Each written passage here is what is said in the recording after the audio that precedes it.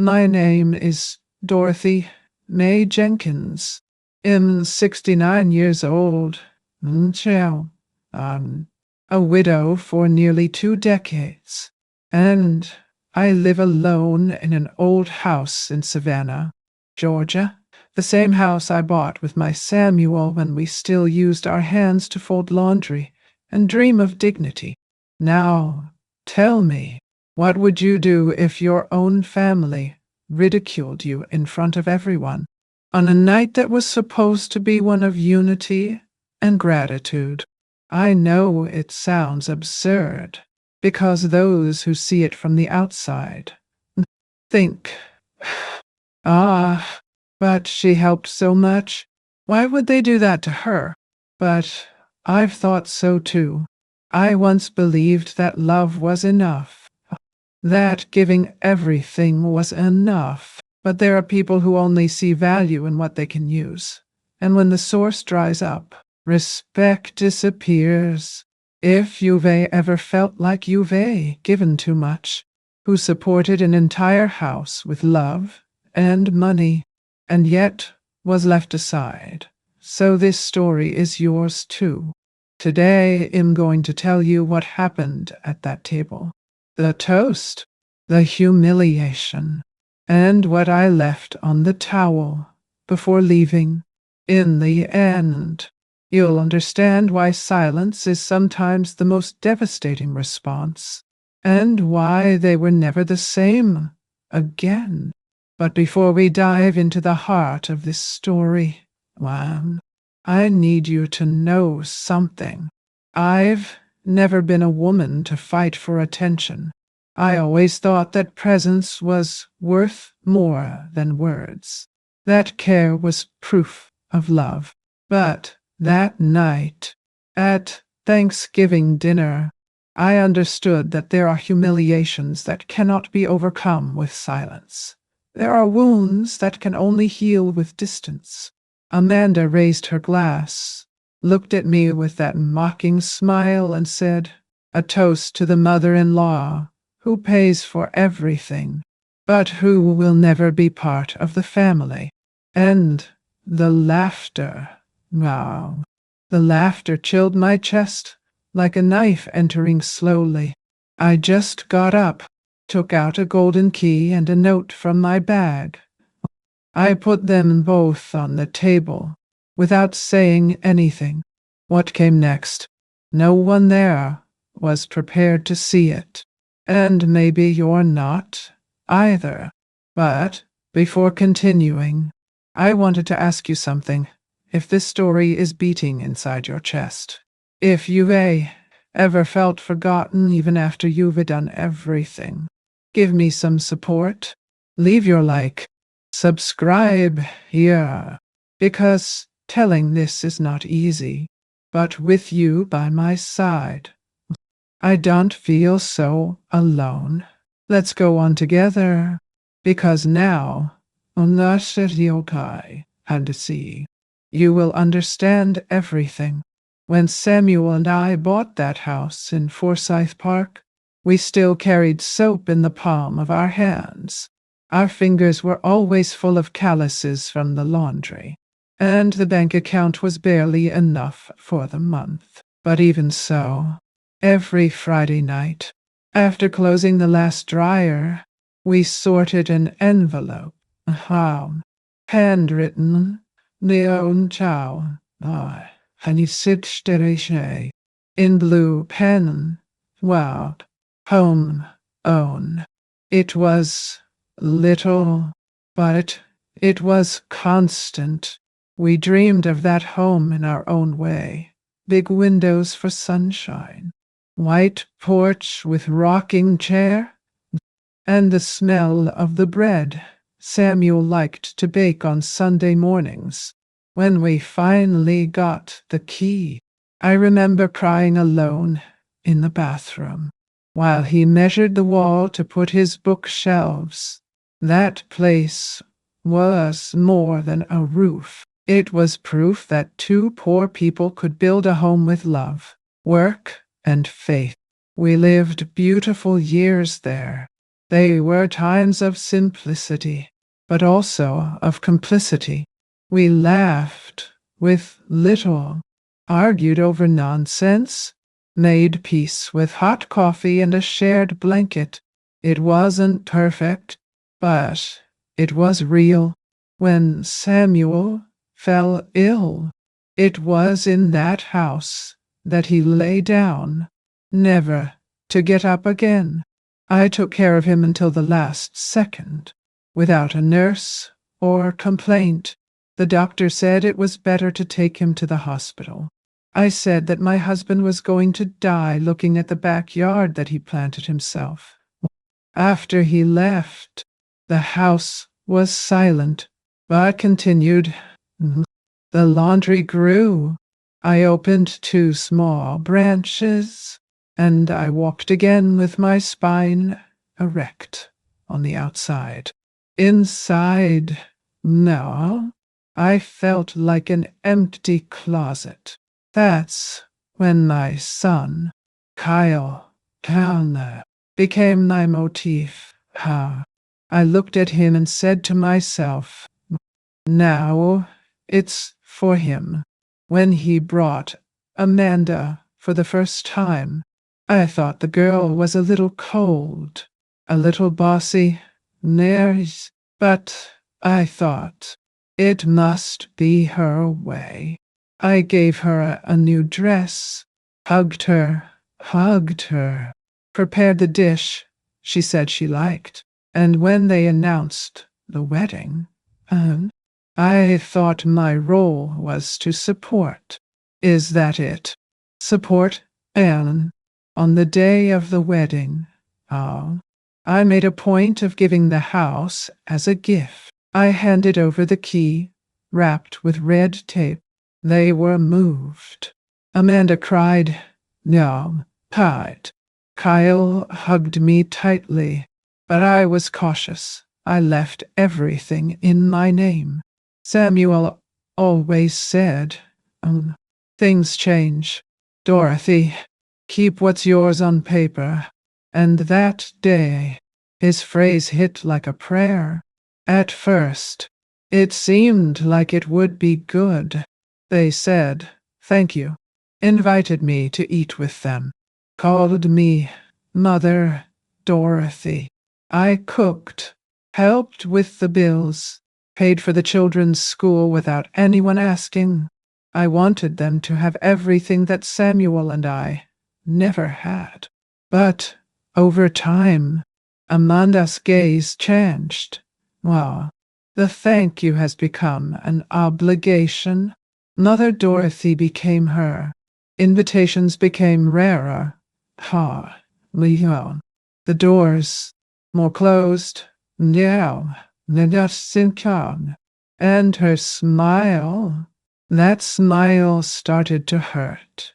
There was a day when I came home from the laundry room and my wedding picture with Samuel had been taken off the living room wall. Amanda said it didn't match the new decor. I swallowed hard. I went up to my room and cried with the door closed, in silence. And you know what hurts the most? That's not what they say. No, that's what they stop saying. It is silence. It's the look of indifference when you arrive. It is to feel that their presence bothers more than it helps. Moment of reflection. Comment Kita. Allow me to pause here. Have you ever felt out of place inside your own home? Have you ever felt that the more you do, the less they see you? It's a pain that doesn't scream, but stays there, in the corner of the chest, hurting softly. If you've been through this, comment here. I've lived it. Am going to read each one. Because we need to know that we are not alone in this type of loneliness. Returning, counting. I tried to ignore it. I swear I tried. But over time, The distance became clearer. Noctin. Kyle started treating me like a guest. He didn't ask questions.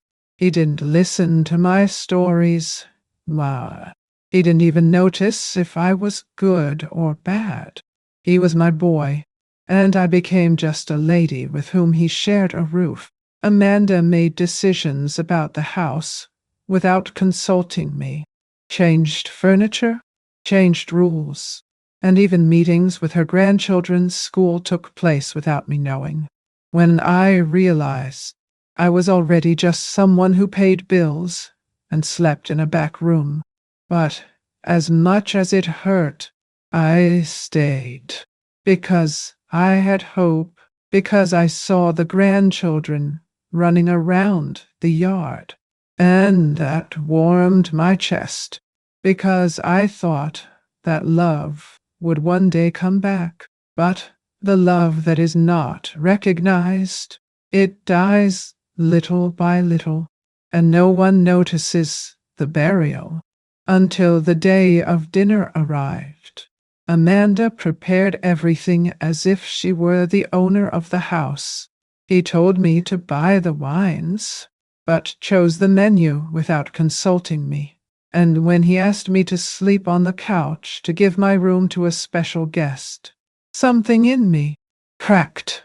But I was still there. I still wanted to believe that it was just a misunderstanding until the toast came. And what she said at that table, it changed everything.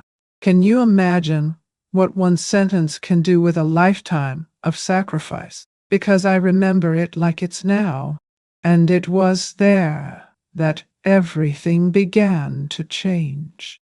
But what was in that note that made Amanda cry hours later? Locked in her room? In the next part, I'll tell you. It was all happening gradually. Wow. Like infiltration in an old wall. We don't see it at first.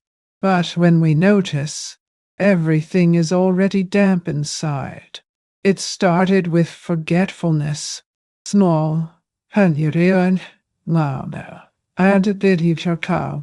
You know, Amanda no longer told me about the boys' school meetings, nor about the church events we used to go to together. Kyle, who called me at least once a day when he was single, was now gone for 5 days. No. And when he appeared, it was always in a hurry, without eye to eye, as if he was afraid to stop and listen to me. That's so near to how could help you.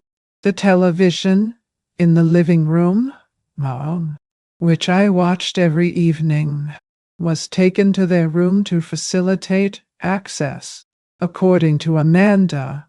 Oh, and no one asked me anything. My flower vases were taken from the window. The crochet pillows I made myself are gone. One day, I'll go sail town. Or did you, with your Thorsta? One day, I saw my pictures with Samuel inside a box in the closet. When I questioned, no, Amanda replied, "Nee, how? We are trying to give a more modern look to the room." I took a deep breath and pretended not to care, but inside, way hurt more than I could explain. They started calling the room where I slept the extra room. I heard visitors asking who sleeps there, and Amanda answering, "Oh, it's just the extra room. Sometimes my mother-in-law uses it." What do you mean?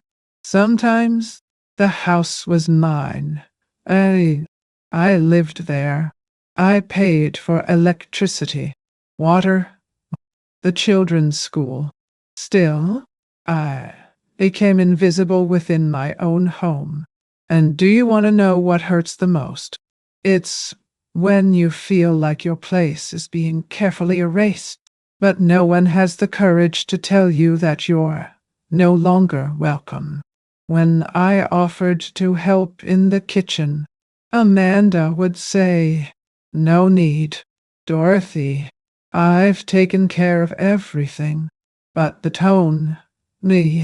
the tone said, "Well, go to your corner." And I went. I I went quietly. I went out of love for my son and grandchildren. I thought, soon everything will get better. But it didn't get better. It was like being an old piece of furniture that no one wants to throw away out of respect. But that gets in the way of the decoration. Emily, my granddaughter, my mom, began to repeat some of her mother's phrases. One day, I heard her saying to her friend on the phone, "My grandmother is kind of dramatic. You know, she thinks it's all about her."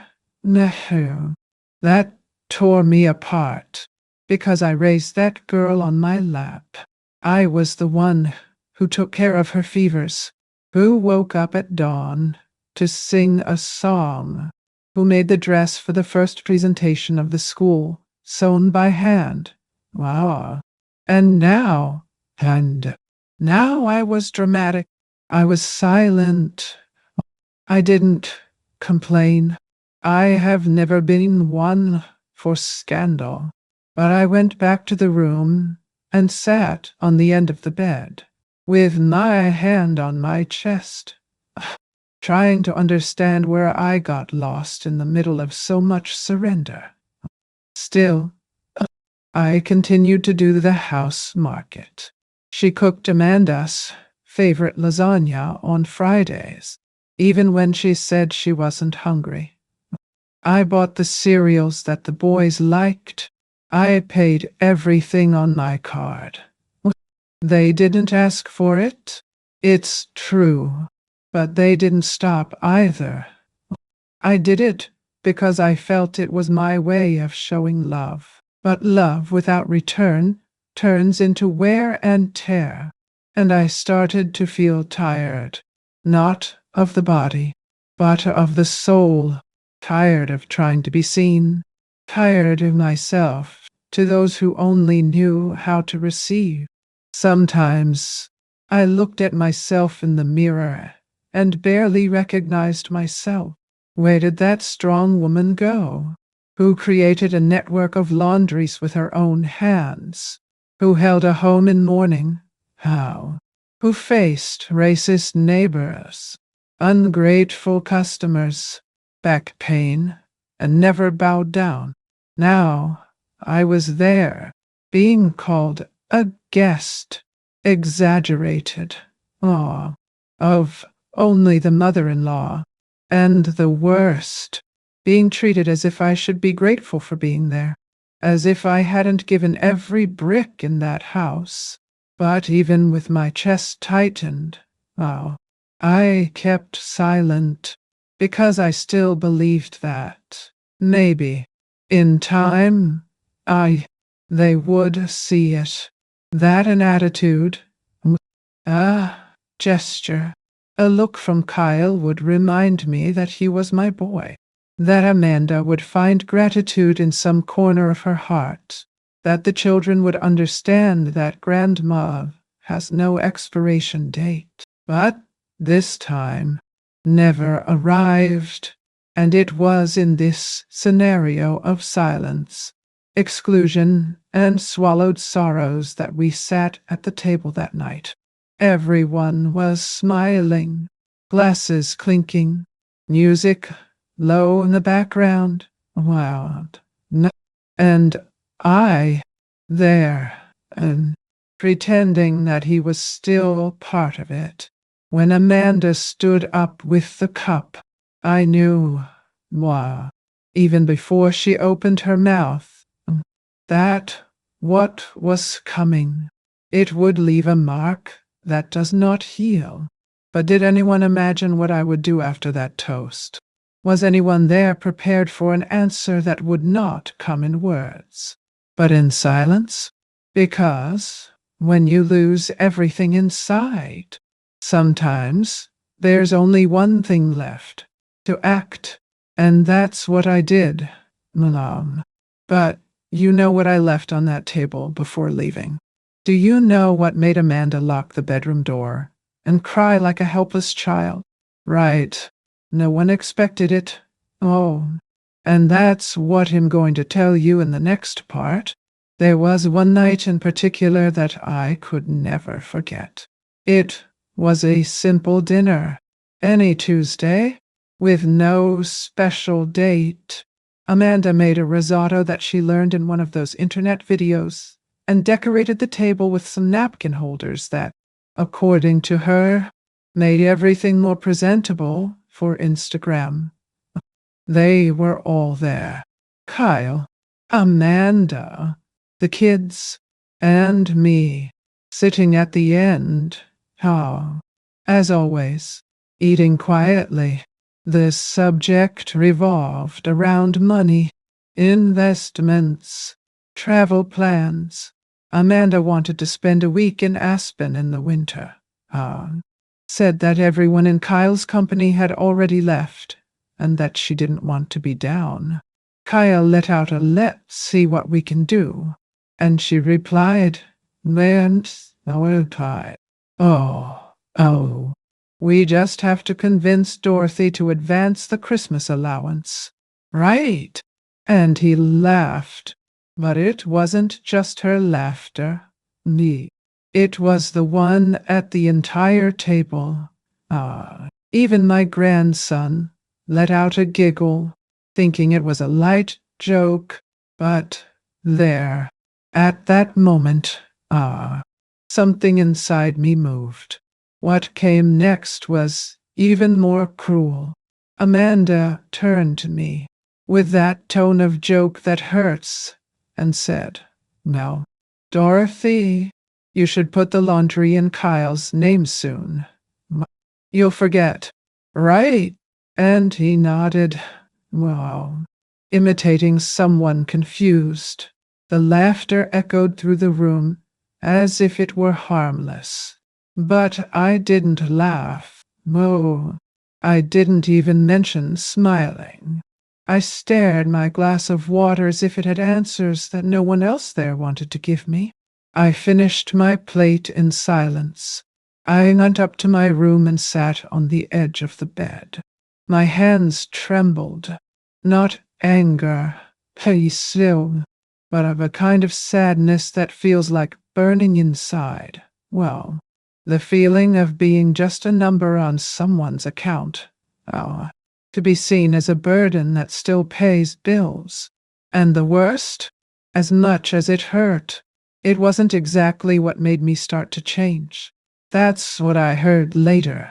What they were to do that same night, out of distraction, or perhaps pride. Amanda left her cell phone connected to the speaker's Bluetooth while she took a shower. I was in the living room, collecting the forgotten dishes, when her voice invaded the room. Wow. It was an audio recording that she sent to a friend. Her voice said, now, with a heavy mockery, "Oh, nay, Miga, this old woman still thinks she's in charge of something here. We're just waiting for her to kick her boots to get everything. Imagine, she thinks the laundry is hers forever. Little does he know that we have already made the plans." And he laughed. He laughed out loud. No. She laughed as if she knows she will never be confronted. I turned off the box without making a sound. I climbed calmly. I closed the bedroom door, but I couldn't sleep. That phrase hammered in my head. We're just waiting for her to leave. Was that what I was? An obstacle between them and what they considered right? I spent hours staring at the ceiling, not knowing if I was crying, screaming, or just being silent one more time. But that night, I didn't cry. Not this time. The next morning, no. I made coffee for the whole house. As usual, I put bread on the table, scrambled eggs, orange juice.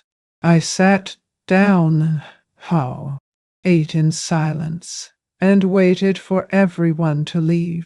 When I was alone, I went to my closet, took out the box of documents, and started organizing everything.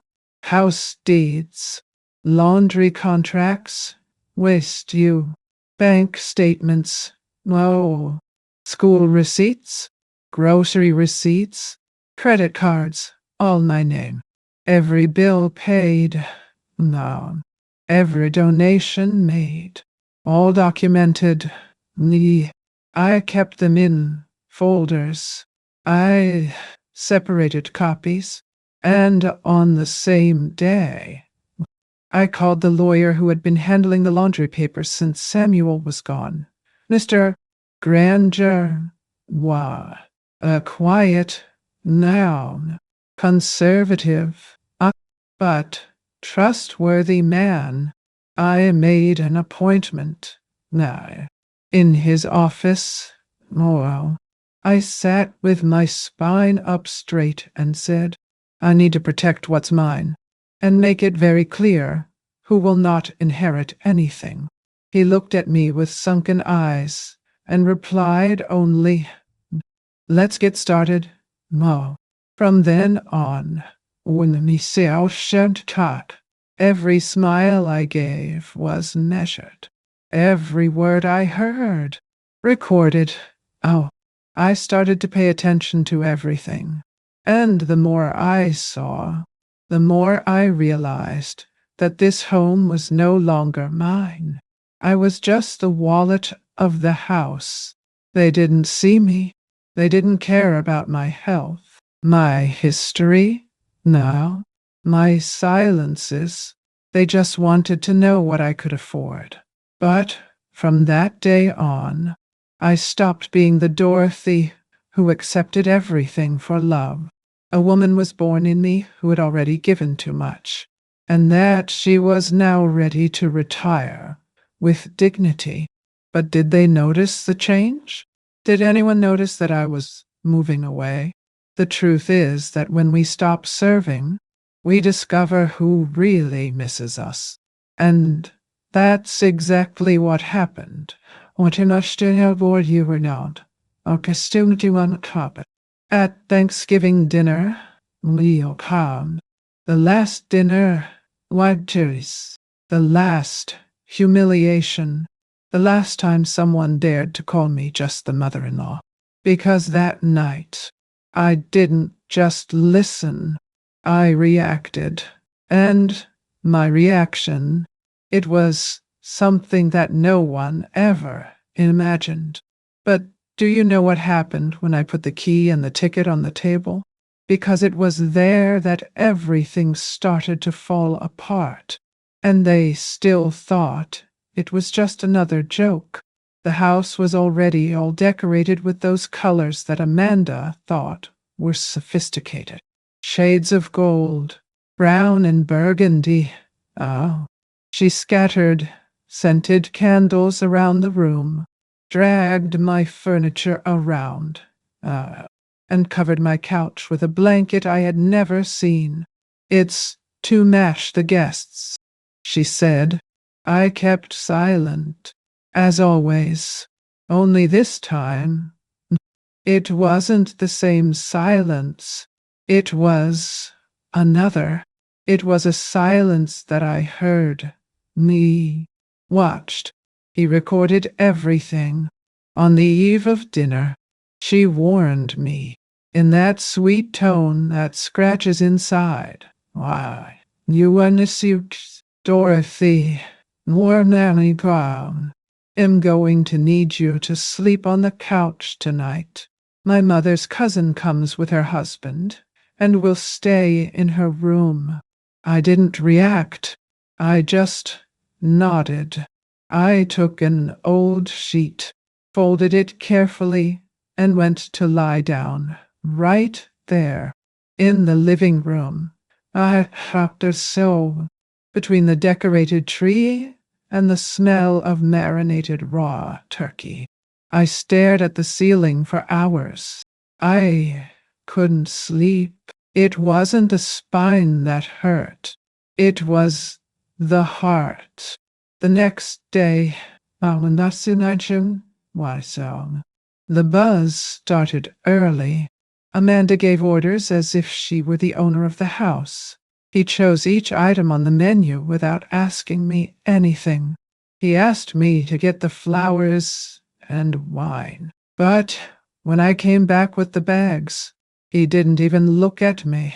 Oh, all the while, near to a heartsidus, she referred to the house as our home and talked to the guests about all the renovations they did together. Was she one? As if I hadn't even paid for the new toilet upstairs.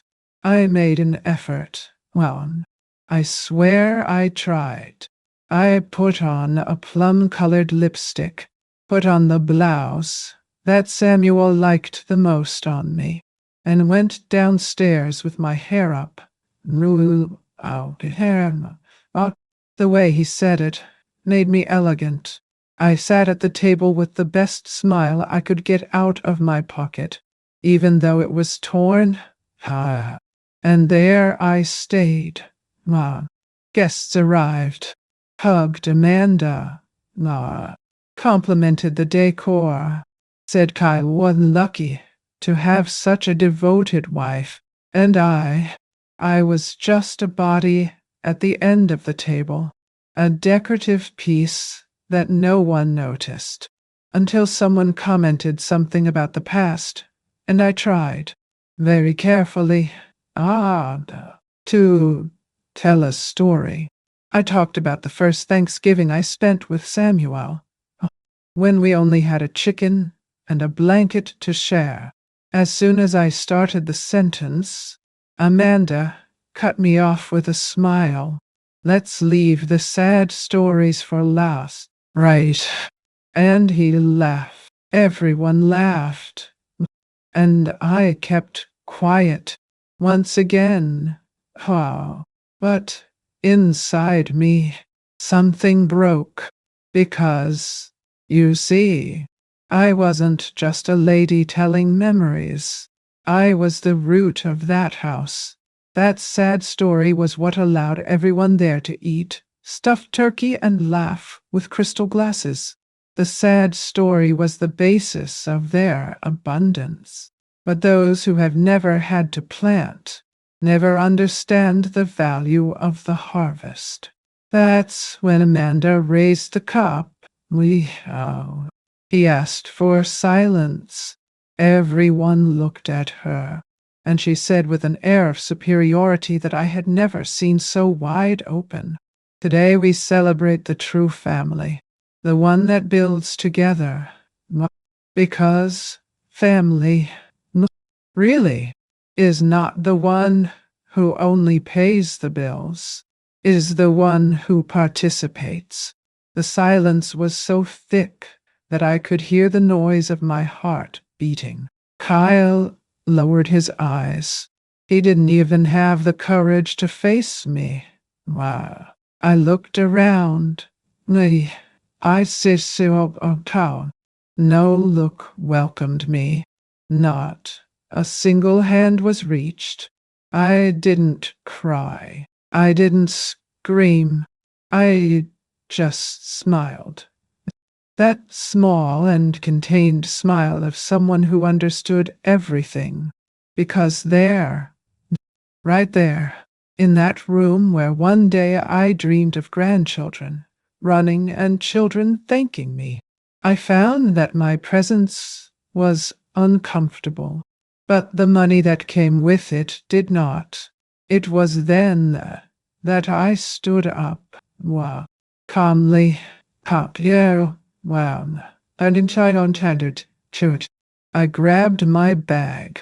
I opened the zipper. I took the golden key from the house, the one that had accompanied me on the keychain since 1984, and along with it, a small envelope. I placed both in the center of the table. Everyone stopped. Amanda made a face of confusion. Ha! And I just said, "Happy Thanksgiving," and I left the room. Now, before I tell you what was in that note, let me ask you something. Im here, Alan, this carol out, opening my heart and telling this story with every piece of memory I have left. If you are there, listening, accompanying me on this path full of memories and silences, give me a sign. Leave a like on this video and subscribe to the channel. It's just a click, but for me, it's like feeling like there's someone on the other side saying, "I'm listening to you." My just now, Dorothy. Continue. I still have a lot of things in store to tell you, because you can't imagine what happened when Kyle opened that envelope, nor what Amanda did after reading it. And much less who showed up at my door that very night.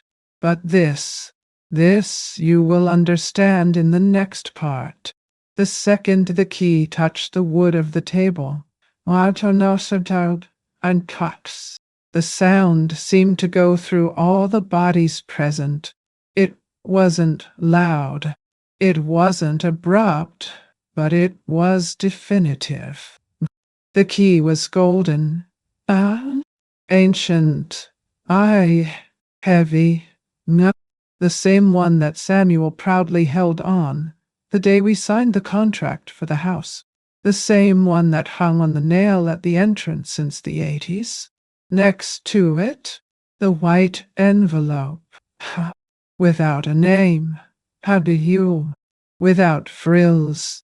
I put the two of them there as someone who offers a mirror to those who never wanted to see themselves. I got up slowly, kneeled cowbelnumbed, adjusted my blouse, and looked around one last time. Amanda frowned, thinking it was another one of my sentimental crises. Kyle, however, stepped forward. He took the envelope in a hurry, opened it with an awkward tear, and, while reading, his face emptied, as if the blood was being pulled from the inside out. He whispered, Amanda, stop now." But she, not understanding, laughed. Her laughter broke the atmosphere of the room like a glass that shatters on the floor. "Oh, please. Kyle. She's just making drama. Where? Are you going to cry again because we didn't want to hear her sad story?" But I was already on my feet, and I didn't answer, because, at that moment, no word would have the weight that silence carried. I turned around. I grabbed my bag. I walked to the door, and before he left, he just said, "You have 30 days." And I closed the door behind me. Outside, the night was warm, with that sweet smell that only Savannah autumn has. I got in my car, sat in the seat, and leaned my forehead against the steering wheel. I let the air out slowly. I didn't cry, because at that moment, I knew the woman who entered that room was and the one that came out was another. Inside the envelope, only one sentence. The house is mine.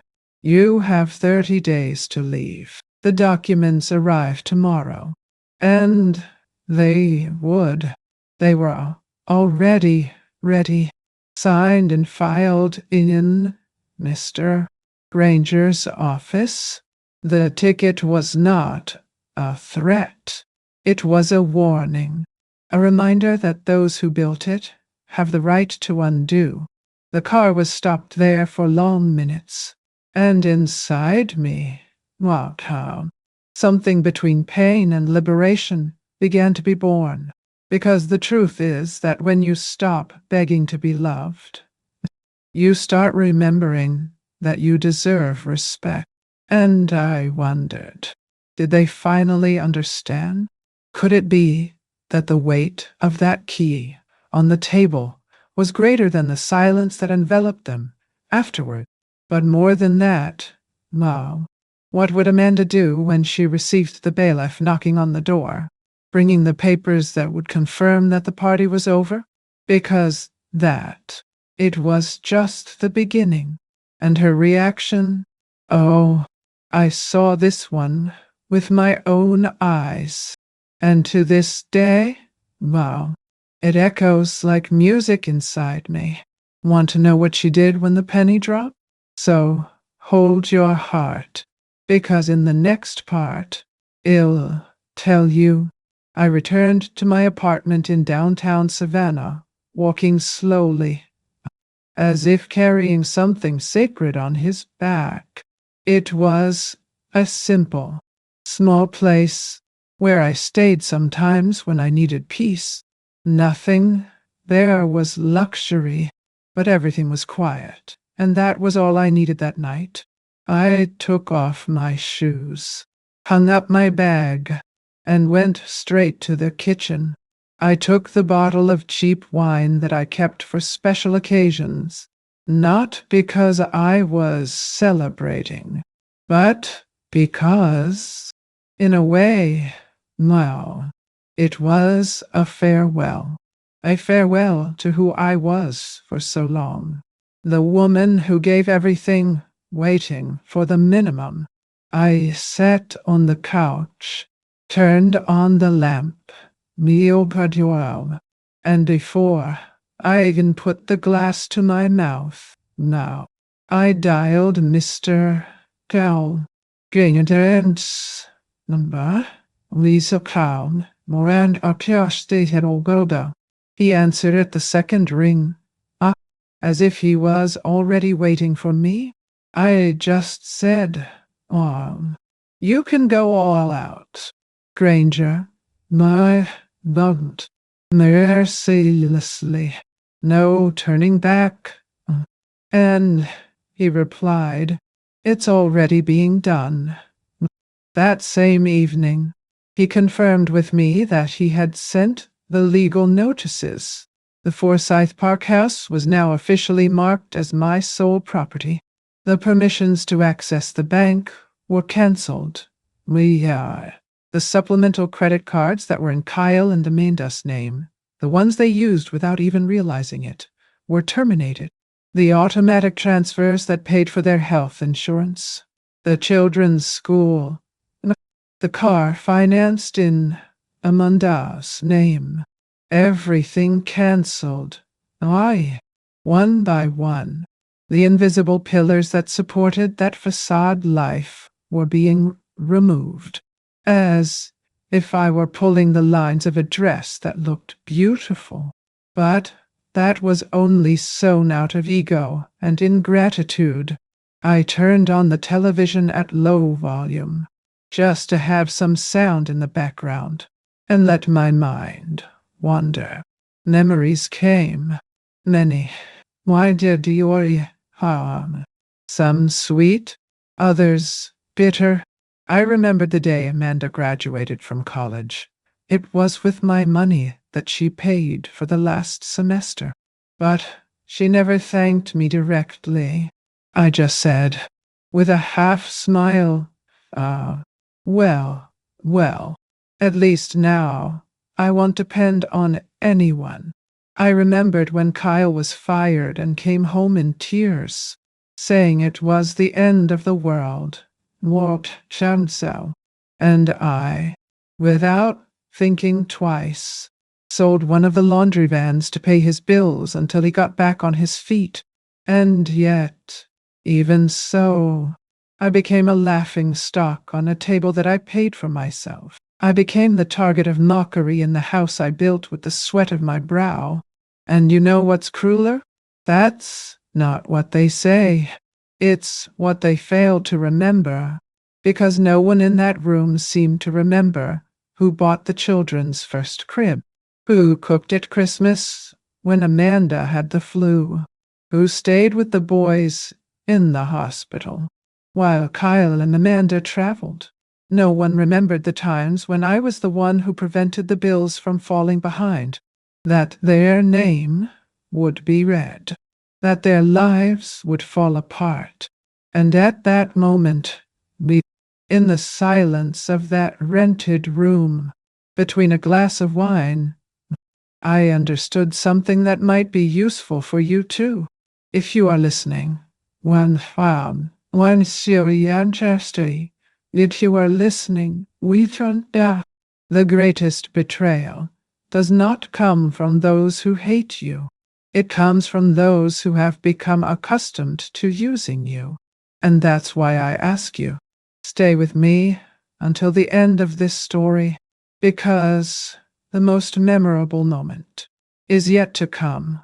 No das, 121, naughty foul. I finished the glass, closed my eyes, and took a deep breath. I knew the storm was just beginning, that the screams would come, the desperate messages, the "how could you do this to us?"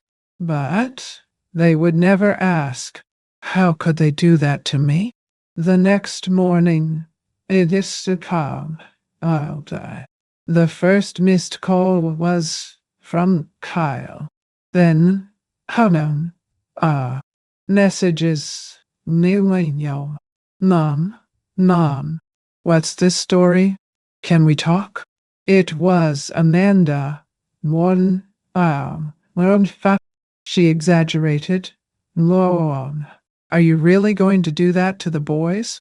But I didn't answer, because when the person only looks for you when they lose something, they never wanted you. I wanted what you gave. And in that silence that I chose, they began to hear what they never wanted to hear. That I exist. That I feel no, that I got tired. But do you know what Amanda did when she understood that her comfortable life was about to end? You know how the woman who thought she dominated the house reacted when you discover that you never owned anything. Because when the bailiff knocked on the door and she had to sign the receipt, something broke in her. And what came next?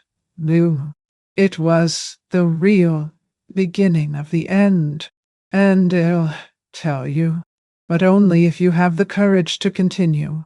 I woke up with my cell phone shaking like a heart in despair. Kyle's missed calls. From Amanda. From Emily's school. Mine, I know. From the bank. A sequence of known numbers and desperate voices trying to understand what had happened. I didn't answer. When he didn't, I sat there on the edge of the bed, watching the sun hit the thin curtain of my small apartment. And I thought, they are feeling now what I have felt for years. Abandonment, silence, contempt. I got up calmly, put the kettle on the fire, prepared my coffee with milk and 2 toasts with butter, as I always did. It was not revenge.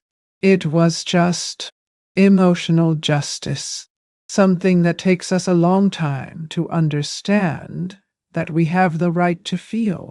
Amanda's second voice message read, "One lad to see your thorn or trust, Dorothy, no town.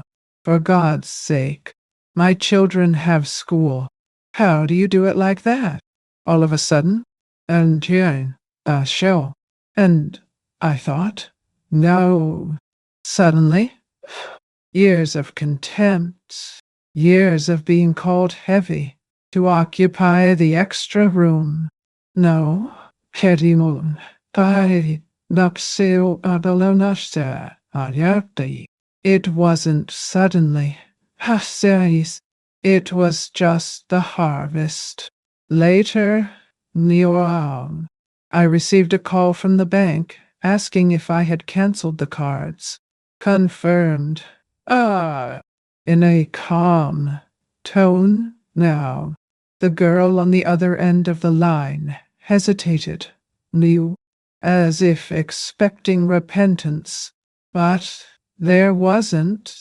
There was relief. Around 5 in the afternoon, the doorman of the building called me. Ah, Donna Dorothy. When? Why? There's a boy here. Nervous. I'm no screaming. He says, has his son. I took a deep breath. He has red eyes. Ma'am, it seems shaken. I asked him to take a note to him. I wrote with a firm hand, the kind of mother who got tired of being invisible. I didn't get off. Not because it didn't hurt, but because sometimes going down is giving a stage to those who only deserve distance. Kyle stayed there for about 20 minutes. Screamed. He said that Amanda was freaking out, that the children were asking what was going to happen, that I was ruining their lives. And I, on the other side, leaning against the couch, just thought, they always think that our absence is what destroys, but they never see how it was their presence that killed us little by little. In the early evening, I received a notification on my cell phone. Amanda had made a post on Facebook, a dramatic text with a flowery background, which said, "Wed. Some people prefer money to family." What sadness! The post went viral among acquaintances. Feather comments. People who didn't even know my name calling me insensitive, cold, unstiro ungrateful with their own blood. I saw everything in silence. He smiles with gentle sadness. Now even my pain had become a spectacle.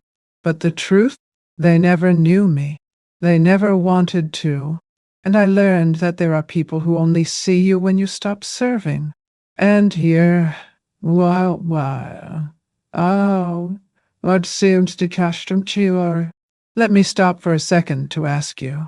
Have you ever felt this way too? As if it only had value as long as it was useful. As if, the minute you get tired, you become the villain of the story? If you've experienced something similar, comment below. I agree. I know how it is. I understand you. Oh, because I need to know that I'm not alone. I went back to the window, closed the curtain, and leaned my forehead against the glass. The city was still alive, but something inside me had finally woken up. For the first time in many years, I felt at peace. But little did I know that the worst was yet to come. Because when Amanda realized that not even social media was going to make me change my mind, she decided to face me face to face. And when she appeared, it wasn't to talk. It was to accuse me of everything. But what she didn't know, it's just that I had something saved, something she never imagined, something that would change everything. And in the next part, I'll tell you. That night, the silence weighed more than any scream I could have let out. I sat on the living room floor, cross-legged, no casi tornadero, and scattered all those old boxes of memories around me. Yellowed photographs, folded tickets, birthday cards kept with tape, bills paid with effort, newspaper clippings from the inauguration of the first laundry. There, now, in the middle of it all, life stared at me. A lifetime of giving, of work, and being, of faith, and yet I felt empty. I took a picture of Kyle as a little boy, the day he lost both of his front teeth, and he said to me, "Wow, Mommy, you're the best person in the world." I looked at that child and asked myself, where did that boy get lost? Or was it me who got lost trying to protect him from everything? I protected him so much that he never learned to see me. The crying came softly. The crying came not anger, nor pity, no. It was a mourning, the mourning of a poorly repaid motherhood. And that until got that to cover of the love that we give hoping deep down that one day it will come back, but that never comes back the way we deserve. The next day, I went back to the laundry. For the last time, I didn't need to go there anymore. Everything was already being sold. The papers were forwarded. Now, Najda. But wanted to say goodbye.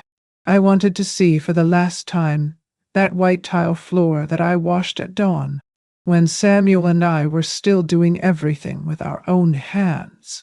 I went in and smelled the soap. The noise of the machines working. Everything is so familiar. So ours. One of the former employees was still there. Surely, when he saw me, narrow, and Patreon, he said nothing. He just dropped the basket of clothes he was carrying and hugged me. A tight, long, inexplicable hug. I collapsed there on her chest.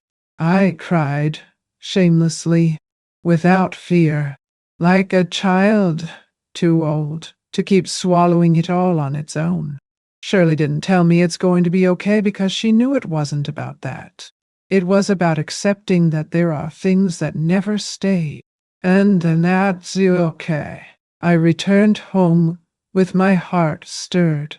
I went in, took off my coat, and went straight to the closet where I kept my old letters.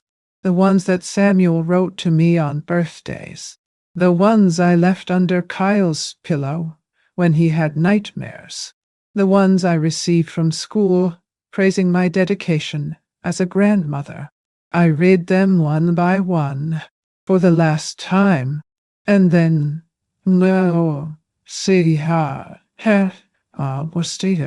with steady hands, I burned everything, not out of anger, but because I needed to bury that version of me that expected a return where there was only consumption.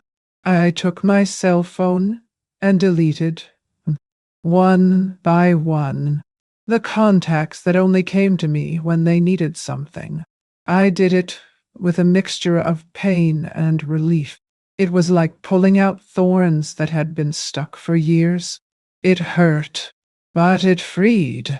I sat on the balcony of the apartment, watching the sky darkening, and for the first time in a long time, I thought of myself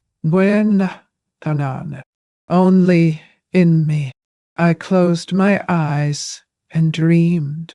I dreamed of the sea, with the waves crashing on her feet, with a glass of wine in Paris, a table set for one. And you know, my aunt Dorothy had the children, and a white-haired woman smiling at no one and everyone.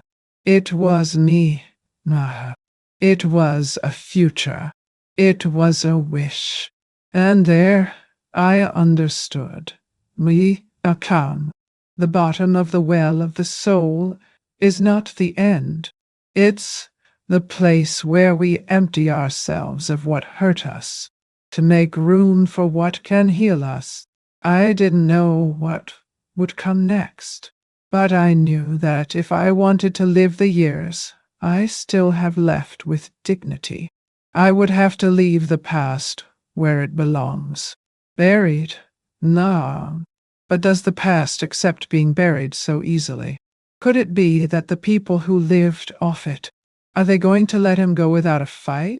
Because the next day, someone knocked on my door, and it wasn't just anyone. It was someone I never expected to see there. With an order, Liansul, Ao. It is a proposal, ingratitude, the kind that makes us tremble inside. And that's about it. Which I'll tell you about in the next part. I woke up early that day, even before the sun came up. Well, the clock was 5:30. And the noise of the world was still asleep. I sat on the edge of the bed for a while, staring at nothing, with my hands resting on my knees. But inside me, something was different. It was no longer sadness. It was clarity, a kind of calm that comes when the pain has already fulfilled its role and becomes lucidity. I looked out the window and thought.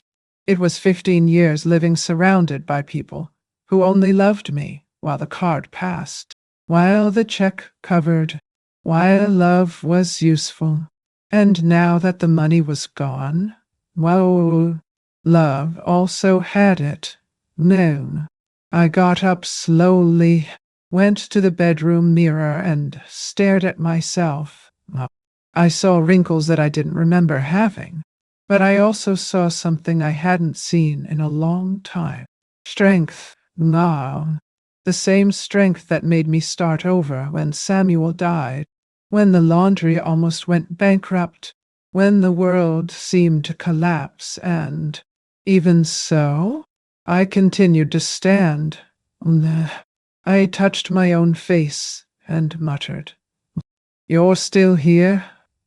Dorothy. She still owns herself." That's when I understood. I didn't need anyone to value me. I just needed to stop valuing those who didn't deserve it. I picked up the phone and dialed Mr. Granger's number. I think he answered with that firm voice, almost without emotion, but recognized me immediately. "Mrs. Jenkins. Good morning." "Good morning, Granger. You can proceed with the eviction process. I want it to be done within the law, with dignity, but without delay." He paused briefly and said, "Are you sure?" And I replied, "For the first time in my life, I have turned off." Then I opened the computer and logged into the bank account. I opened a new account at another bank, in a different name, and started transferring everything that still belonged to me. I canceled old cards, changed passwords, closed authorizations. Each click was a rope cut, and the more I cut, the more I breathed. In the middle of the morning, I went to the laundry room one last time, just to sign the paperwork for the sale. The buyer was a young man, and so very polite, who looked at me with respect. He thanked me, said he always heard good things about me in the neighborhood. I smiled and said, "Take care of her." This place sustained me when love failed me. I came home light.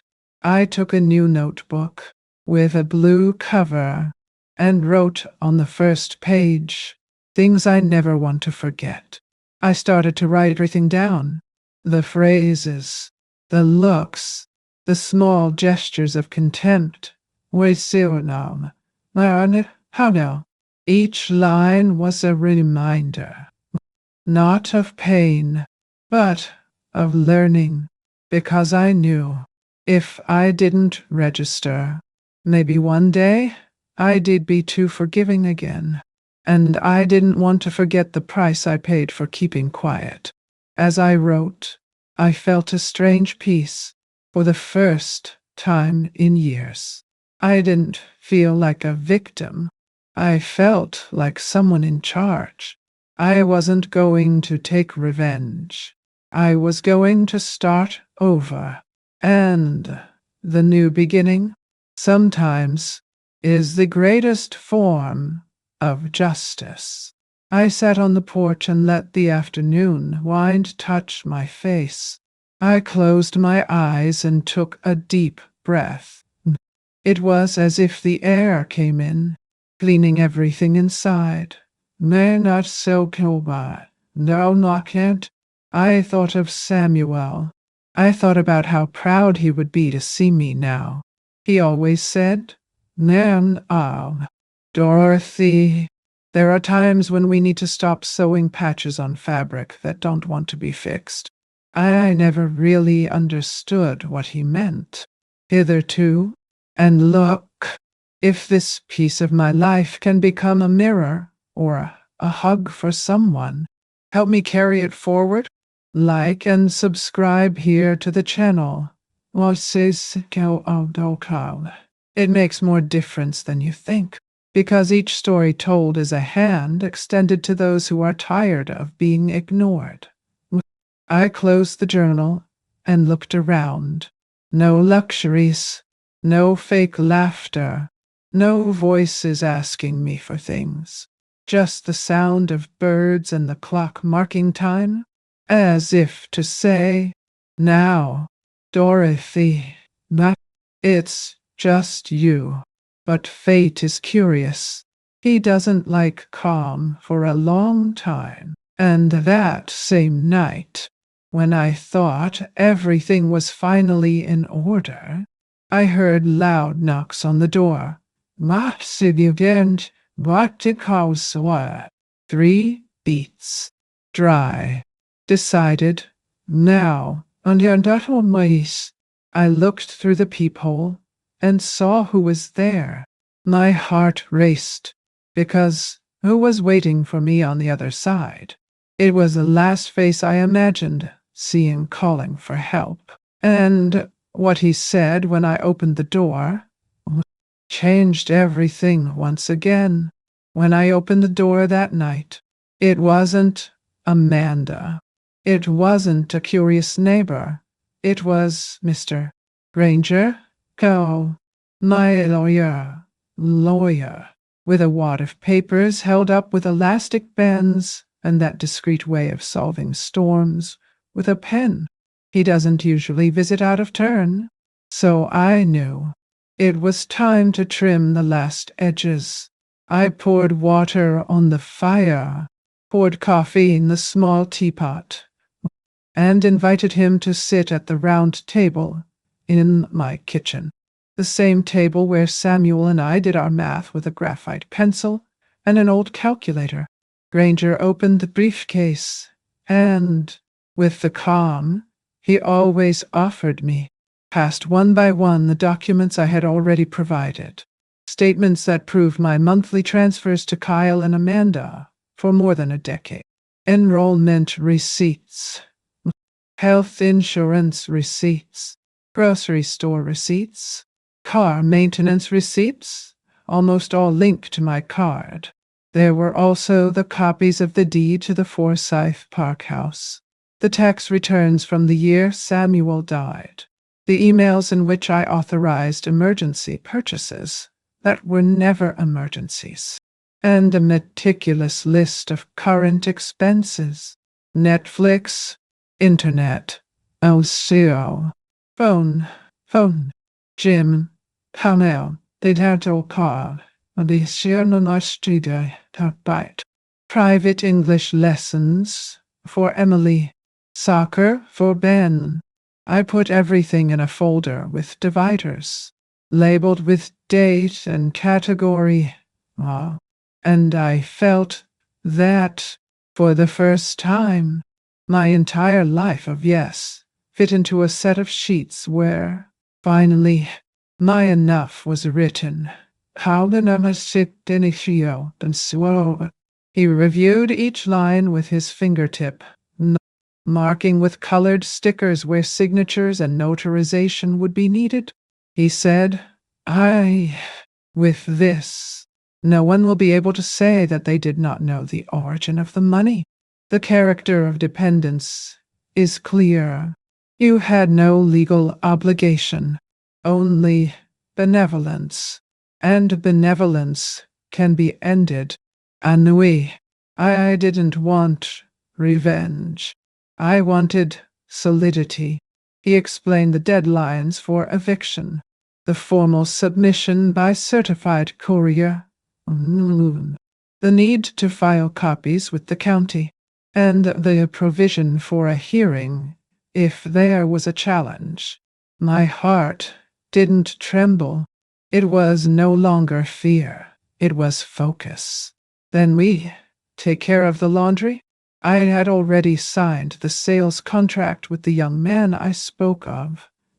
But there was an additional folder with negative certificates and the employee's transition term. I made a point of ensuring that the girls would be fine. Shirley would be kept with the same salary. The new administration has pledged to honor the benefits. I wanted to end a cycle without causing ruin in those who were loyal to me. Granger nodded. I knew so. It's rare to see so much care when closing a door. I smiled from the side. Because, deep down, I was always that woman. Firm, town, honest, but fair. We then moved on to the inventory of the little things. The 2 vans, already sold.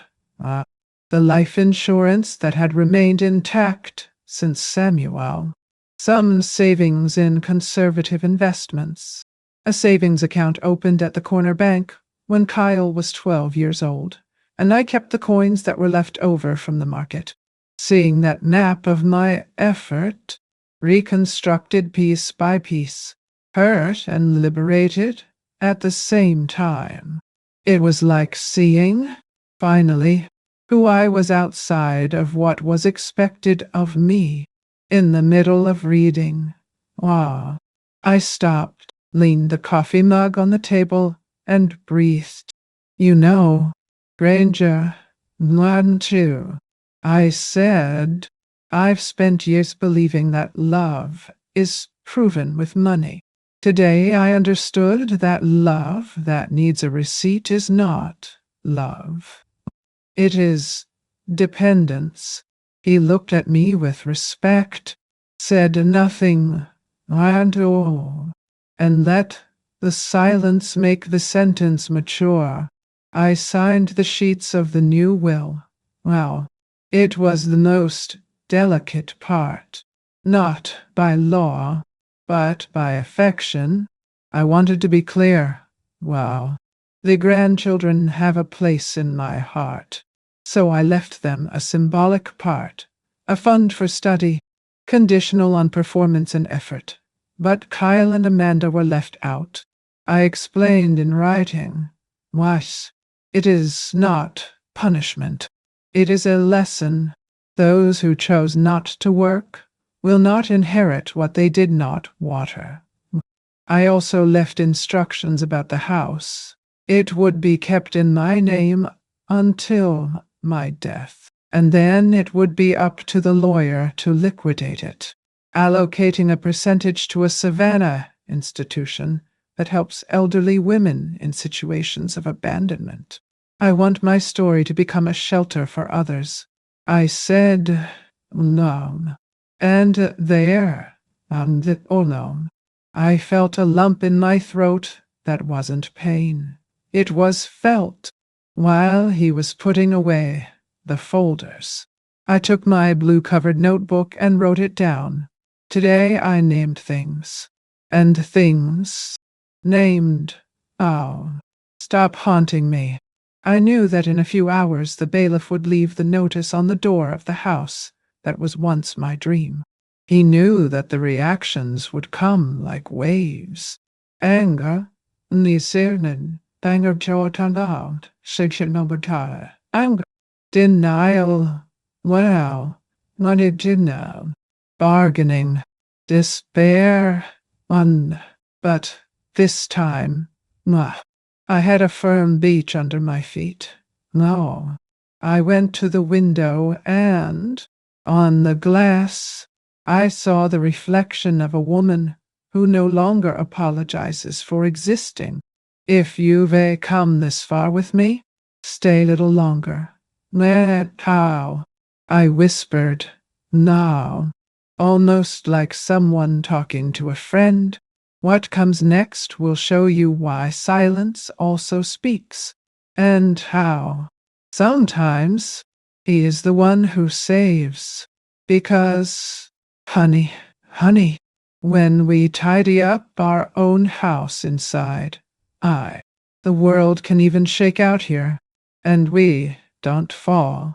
The phrase came out light, but inside me it was a promise. We said goodbye with a firm handshake.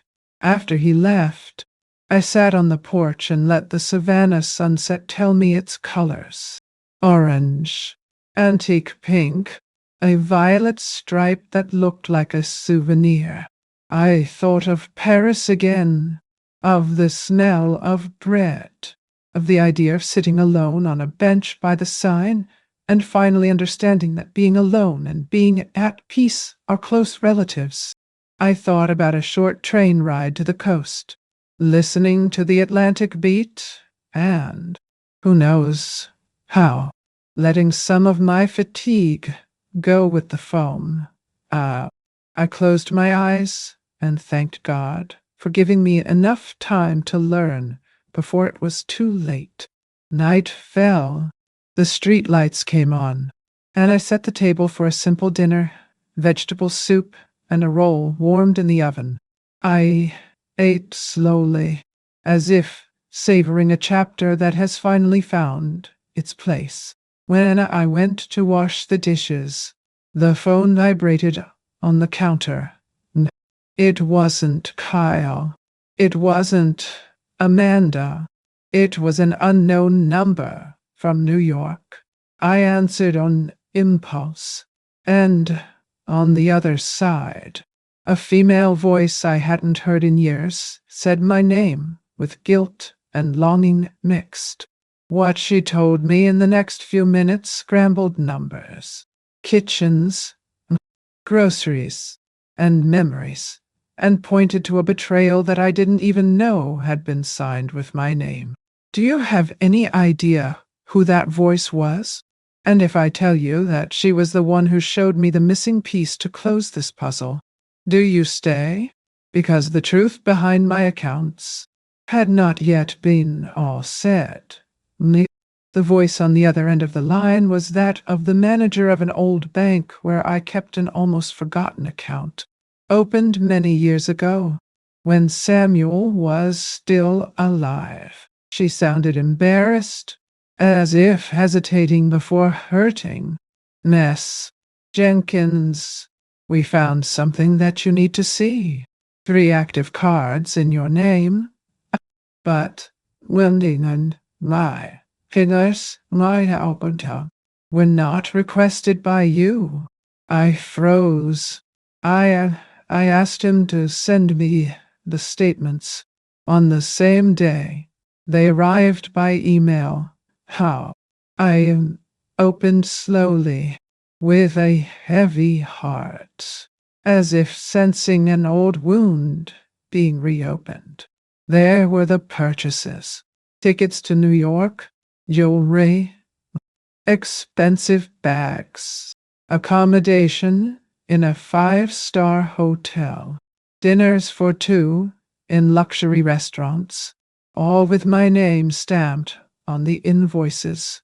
One of the cards had even been used to pay a car installment. The total amount of debts exceeded $50,000, and the billing address was Kyle and Amanda's. I felt my stomach turn, a metallic taste in my mouth. For a moment, the world seemed to spin slowly, and the sound of the clock on the wall became too loud. I didn't cry. I just took a deep breath. I closed my eyes and thought about all the times Amanda asked me for temporary help in the name of family. Child. Ability. Children. How? I remembered when she came to me, wearing false humility. Saying, I promise it's the last time. And I, silly, signed, believing. Now I understood. The whole of ingratitude was deeper than I imagined. I called Mr. Granger and asked him to come to my apartment.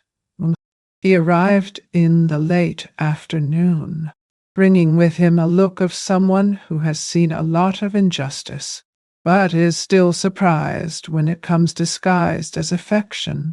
I showed the statements. He flipped through silently, page by page, until he sighed. This is fraud. Me? Ness? Jenkins, we have enough evidence to open a criminal case. I looked out the window. Seeing the street below, I had in an abortus down. People coming and going, each with their own ghosts. Then she said, calmly, stop Goijo. I shall to you. No. Granger? Wow. I don't want to see anyone behind bars. Time takes care of those who sow evil. I just want it to end.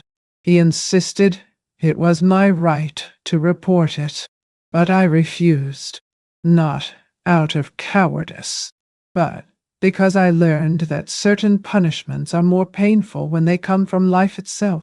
I canceled all the cards, disputed the debts, and asked the bank for an internal investigation. They promised to solve it, but asked me for a detailed report of the movements. I spent the night writing, line by line, remembering the dates, the trips that Amanda said were for work, the days when Kyle called me asking for money to fix the car while, in fact, the tank was filled at my expense. I remembered everything, and each memory came like a mirror showing me how much I annulled myself to fit into their love. At one point, I closed the notebook and put my hands on my face. The tears threatened to fall. No, sir, but they held back in their eyelashes, as if even they had learned to be silent. I looked at an old photo that was still on the wall, me and Samuel on the day of the opening of the first laundry. He held a bucket, and I laughed, my hair tied up in a blue scarf. He always said, don't trust those who only come to you when you need them. And I, out of love for a mother, ignored the warning.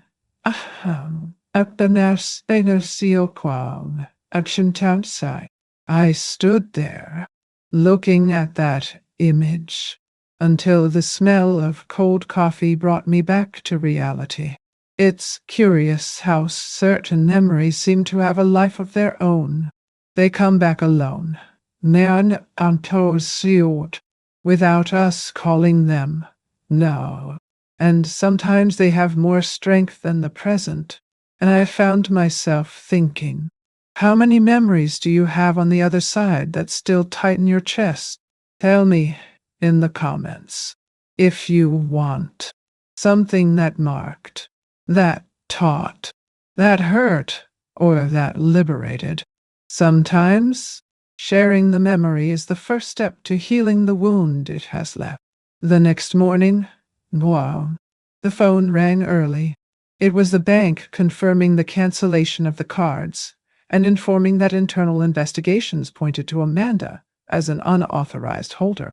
I thanked him and hung up. I went to the balcony, nodding down. I couldn't stay around.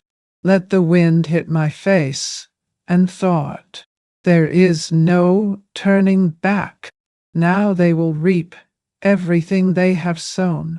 I sat down, wrote another page in my diary, and there I recorded the conclusion that would accompany me for the rest of my life. The love that can be bought was never love. It was just attention rental.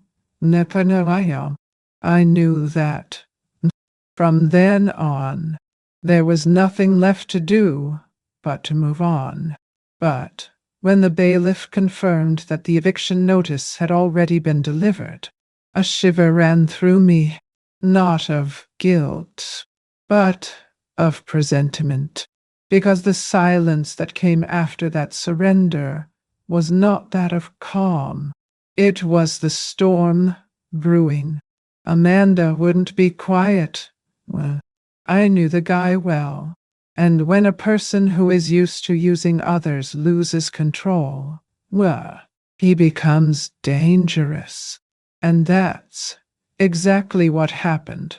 The next day, she showed up.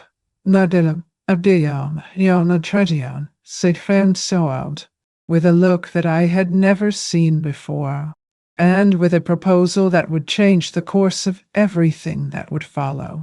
2 days later, the intercom rang. The doorman's voice, Noi, always calm, sounded a little tense. Mrs. Hall, Pine, I'll go distract you, T. Dorothy, Naub, Nathaniel shouted at his second time. There's a boy here saying he's your son. Now, as insisting on going up. I was silent for a moment. His heart beat faster, not out of fear, but out of memory. I took a deep breath and said, you can let him go up. I knew that this meeting was inevitable. It was like a rain that we see forming on the horizon and understand that it will get wet, whether we want it or not. When the door opened, Kyle was standing there, his face tired and his eyes swollen. It looked smaller than I remembered. He had his hands in his pockets, like a boy who tries to disguise his guilt with silence. Mom, he began, but his voice cracked. I gestured for him to come in. He came slowly, as if treading on ground he no longer recognizes. He sat in the blue velvet armchair, the same one that had rocked him so many times as a child. Wonder why. We spent a few seconds without saying anything. The air between us felt heavy, laden with everything that was never said. He was the first to break the silence. Amanda is devastated. Mom, she didn't know what she was doing. I said horrible things. I know. But the kids are in the middle of it. Emily cried all night. Ben asked if you are still his grandmother. His voice trembled. Why, Mom, Mom, do you want to see us on the street? Is that it? I watched him, not with anger, but with a calm that came from a place he didn't know yet, that of the woman who has grown tired of begging to be seen. Kyle, I began.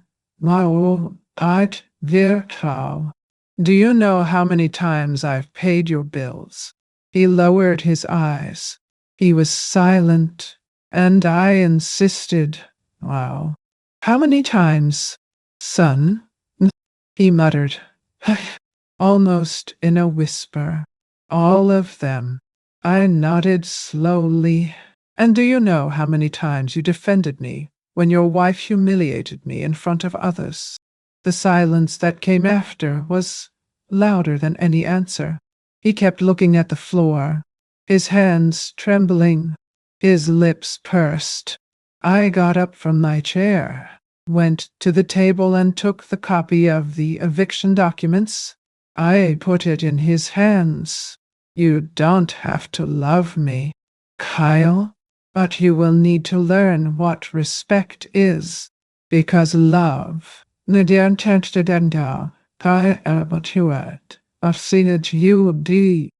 it comes without respect, turns into abuse. He looked at me, teary-eyed, and said, Meow, you look different. I smiled slightly. No, son. I only stopped begging for what should have been rightfully mine.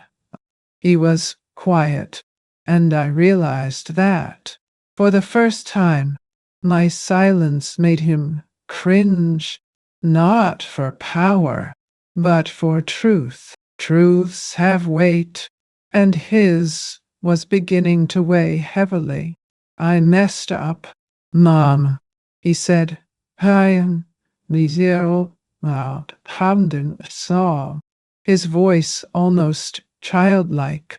But Amanda, she convinced me that the lady was exaggerated.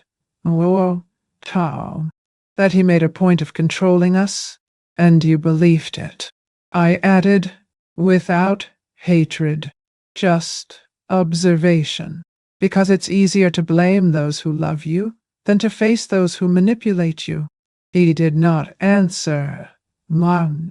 He stared at the papers, twirling them between his fingers. I walked over and touched his shoulder. You know, Kyle, Pendura, when you were born, I thought God had given me a mission to take care of you until the end. Well, can I sell? But today I understood that the mission ended when you chose to grow only in body. He stood up, looked at me and tried to say something, but his voice froze. He just shook his head, as if asking for forgiveness and not having the courage to take the floor. He walked over to the door, opened it, and, before leaving, said, Now, monsieur, I never thought you would even do that. I replied calmly, Well, I didn't even think I would need it one day. The door closed. I listened to the sound of his footsteps down the hallway. The elevator coming down on Notidome, City, Shepsteinstein Choker. The metallic echo of the doors opening and closing. When the silence returned, it was like a hug, heavy, but liberating. I sat in the same armchair where he had been, and only then did I realize that my hands were shaking. I took the tissue scarf and covered them, taking a deep breath. Oh, a lump formed in my throat, but it wasn't from pain. It was one of mourning, the mourning of the mother who understands that raising is not guaranteeing gratitude. As the clock struck 7 o'clock at night, I looked out the window and saw the reflection of a woman who had survived everything, even unrequited love. And I thought, motherhood, when it is not reciprocal, becomes a prison. And today, I opened the cell. The phone rang again. It was Mr. Granger, near, confirming that the eviction notice had already been officially delivered. They did, Mrs. Jenkins. The deadline has started to count. I thanked him and hung up. I stared at the horizon through the window. The Savannah sky had that burgundy color that precedes the night. I remembered Samuel and wondered if he would have done the same. And, deep down, I felt that it was. The pain began to dissipate, giving way to a new sensation. Lightness, that of those who finally chose themselves. But little did I know that, while I savored this little piece, Amanda was up to something. And what she did, he crossed all limits. Do you want to know how far she went to try to take me down? So don't let go of here, because what's next? It's the blow that almost made me lose everything again. The day after the confrontation with Kyle, I woke up with a strange serenity. It was as if the weight of decades had finally slipped off my shoulders during the night.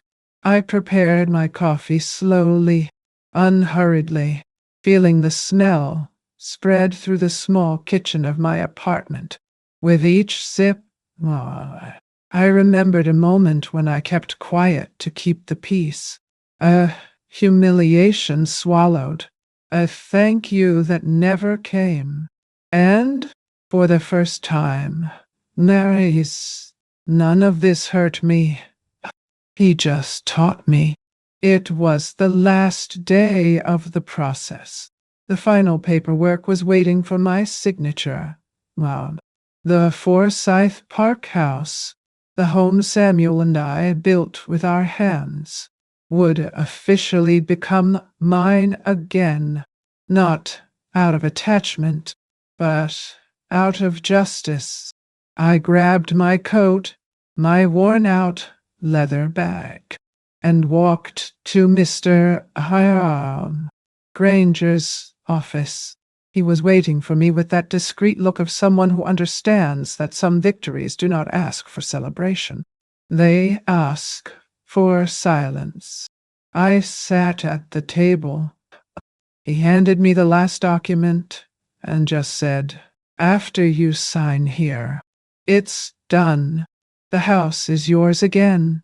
No possibility of contestation." Why?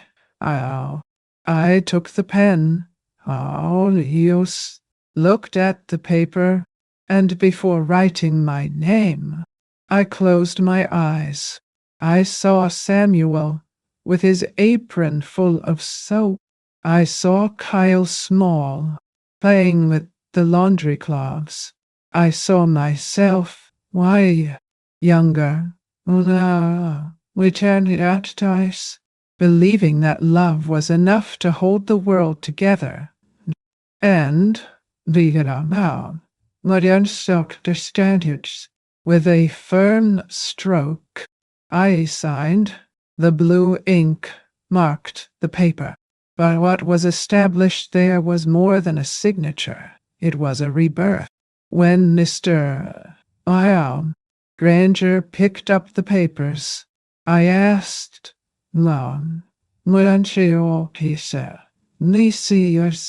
is it over now? He smiled slightly. Now it begins. I walked back home slowly, taking a deep breath. Savannah air coming into my lungs and clearing away the rest of the pain that still lived there. On the same day, I ended all the automatic transfers that kept Kyle and Amanda's lives running. The linked cards have been blocked. I sent a simple email to the lawyer. Any contact from them, direct or indirect, should be handled only by you. I will no longer answer calls. After that, I turned off the cell phone. We, Ned and Cyril, went to the operator and asked for a new number. I left the store with the device vibrating in silence, empty, like a blank page. During the following days, attempts to contact them began. Flowers left at the entrance, letters written in a hurry with poorly rehearsed phrases of repentance, messages that Mr. Granger forwarded only for the record. Leona Sijam. Kyle said that the children were missing him.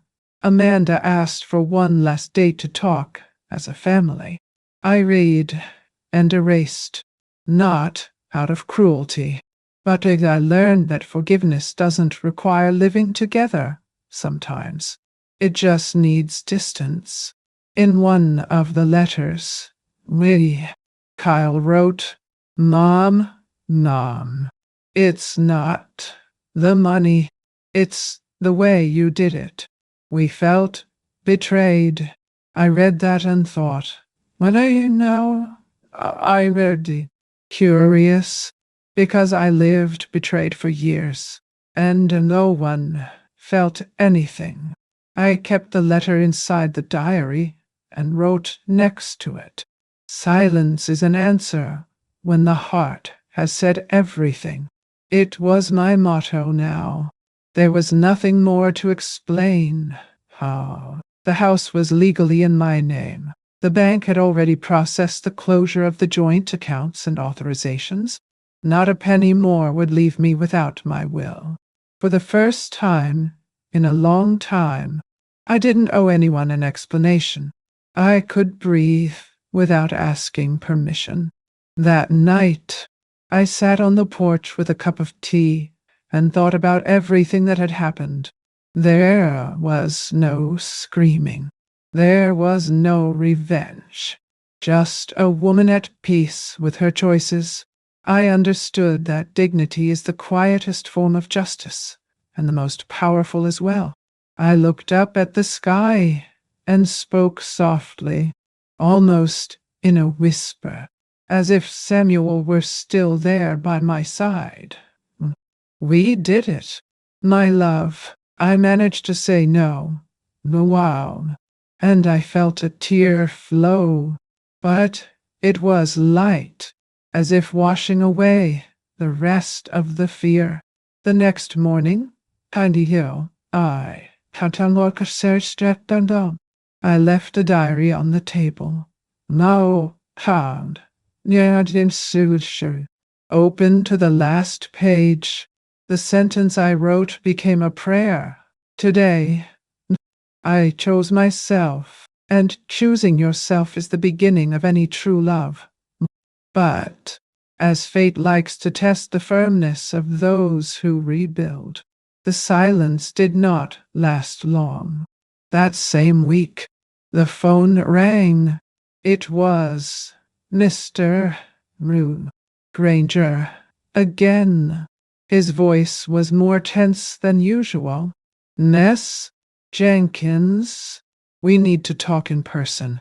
I found out something about the house that you need to know.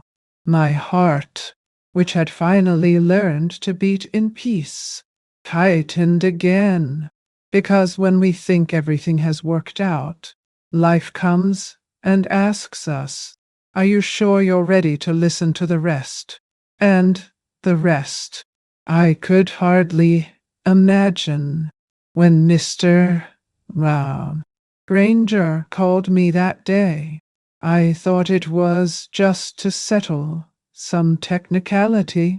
But as soon as I entered his office and saw his serious face, I realized that the conversation would be different. He offered me a glass of water and cut to the chase. Mrs. Jenkins, you know that the news of the eviction has already spread. You have become the talk of Savannah. I sighed. And then a child to receive. It doesn't surprise me. Amanda always knew how to turn anything into a spectacle. He nodded and showed me his cell phone. There was, stamped on Facebook, a huge text written by her. I was expelled from the house I helped build by the woman who was supposed to be my mother, but chose to be my enemy. The photos were calculated. Amanda and the children sitting in moving boxes with sad eyes, and the caption, I am still until 90 still our backstage. When money speaks louder than love. I stared for a moment at that cold screen. I didn't feel angry. I felt sorry. Amanda did not seek justice. She sought applause. And now, as always, he used the children to achieve this. Let them talk. Granger, the truth doesn't need an audience. He looked at me with respect, perhaps even admiration, and replied, you are stronger than they imagine. In the following days, the storm began. Amanda's car was collected by the bank. It was in her name, but the installments were paid with my card. Now and two. The children's private school sent a letter informing them of the cancellation of enrollment due to non-payment. The health plan was suspended. The supermarket card blocked. The world that Amanda and Kyle believed to be theirs began to crumble before their very eyes. Meanwhile, I watched everything from afar, in silence, not with joy, but with that bitter peace of those who understand that certain lessons can only be learned with the fall. Kyle tried to work at a construction company, but was rejected. 15 years without a professional history have left a void impossible to fill with goodwill. One afternoon, while having my tea on the balcony, I saw an anonymous message on a local forum. It was someone calling me a monster for having put his own son on the street. The words didn't hurt. What hurt was knowing that the writer had no idea how many nights I'd spent crying in silence, asking God I didn't have to get to that point. And it's funny how, at these times, we realize who we really are. Those friends who always showed up at Amanda's parties started to disappear. The invitations, the smiling photos, everything disappeared. The false glow of life she displayed on social networks faded from one day to the next. I didn't respond to anything. No messages, no provocations. I just recorded everything in my diary, like someone writing an epitaph for a life that no longer exists. Silence is my new way of speaking. I noted, knew, but what broke my heart the most was when the doorman handed me a simple envelope with a childish letter on the front. To Grandma, Dorothy. Help. I opened slowly. Inside, there was a drawing made by Emily. There were two little houses. A small one, with hearts coming out of the chimney. Whoa. And a large, gray one, with a red X in the middle. The caption read, Grandma's happy house. Underneath, A note? Well, Mommy is sad. No. Dad, too. But I still love you. Can I see you? I held that paper with trembling hands. The tears came without warning, hot and stubborn. That was the price of my decision, and I knew I had to pay in full, because to love is also to know when not to interfere. I kept the drawing in my diary and wrote next to it, "Love, when it is true, survives even silence." It was at that moment that I understood what Samuel always said. Dorothy, we raise children for the world, now, not for captivity. Oh, and the world, yeah, and the world, cruel as it seemed, was now giving them back the chance to start over. There are things that we live and keep, but maybe by telling, we help another heart to breathe. So if this story touches you, help me carry it forward. Like this video and subscribe here to the channel, and we will make this story reach those who need to remember that saying enough is also an act of love. The weeks passed, and the news about Kyle and Amanda gradually arrived. I found out that they were living in a small apartment on the outskirts of the city. Kyle had finally gotten a temporary job on a construction site. Amanda worked part-time in an office, translating documents. It wasn't the luxury it used to be, but it was real life. I didn't laugh. I didn't cry. He just breathed. That was fate fulfilling its role. But even the justice of time can be cruel when it decides to teach too much. One evening, I received an unexpected phone call from Mr. Granger. Later on that phone, that found. I found. His voice was different. There was urgency. Yes, Miss Jenkins, Mose calm. I need to let you know that Amanda has filed a petition. She is trying to annul the eviction by claiming emotional and financial incapacity. And, more, is asking for compensation for moral damages. I closed my eyes and put the phone on my chest. I should have waited. People like Amanda don't accept losing. They need to turn every defeat into a stage. But I had no idea how far she would go this time. Because what came after this process was not just a new attack. It was the lowest blow anyone had ever tried to give me. The following months passed like a breath, the kind that enters through the window and changes the air of an entire room. The laundry paperwork was finally completed, and the buyer took over the business in early spring. On the last day, I arrived early, before everyone else, to say goodbye to that ground that knew my tears and my prayers. I walked slowly between the machines turned off, ran my hand over the walls, smelled the soap impregnated in the air, and closed my eyes. It was there that Samuel and I had dreamed together. It was there that we laughed, fought, and where I learned that love and work, when they go hand in hand, sustain any storm. Now, I took the key and placed it on the counter. The tears came, but without despair. They were tears of gratitude. It was not the end. It was a crossing. I used the money from the sale for something Samuel always wanted me to do, but that I postponed with the old excuse of now is not the time. Traveling.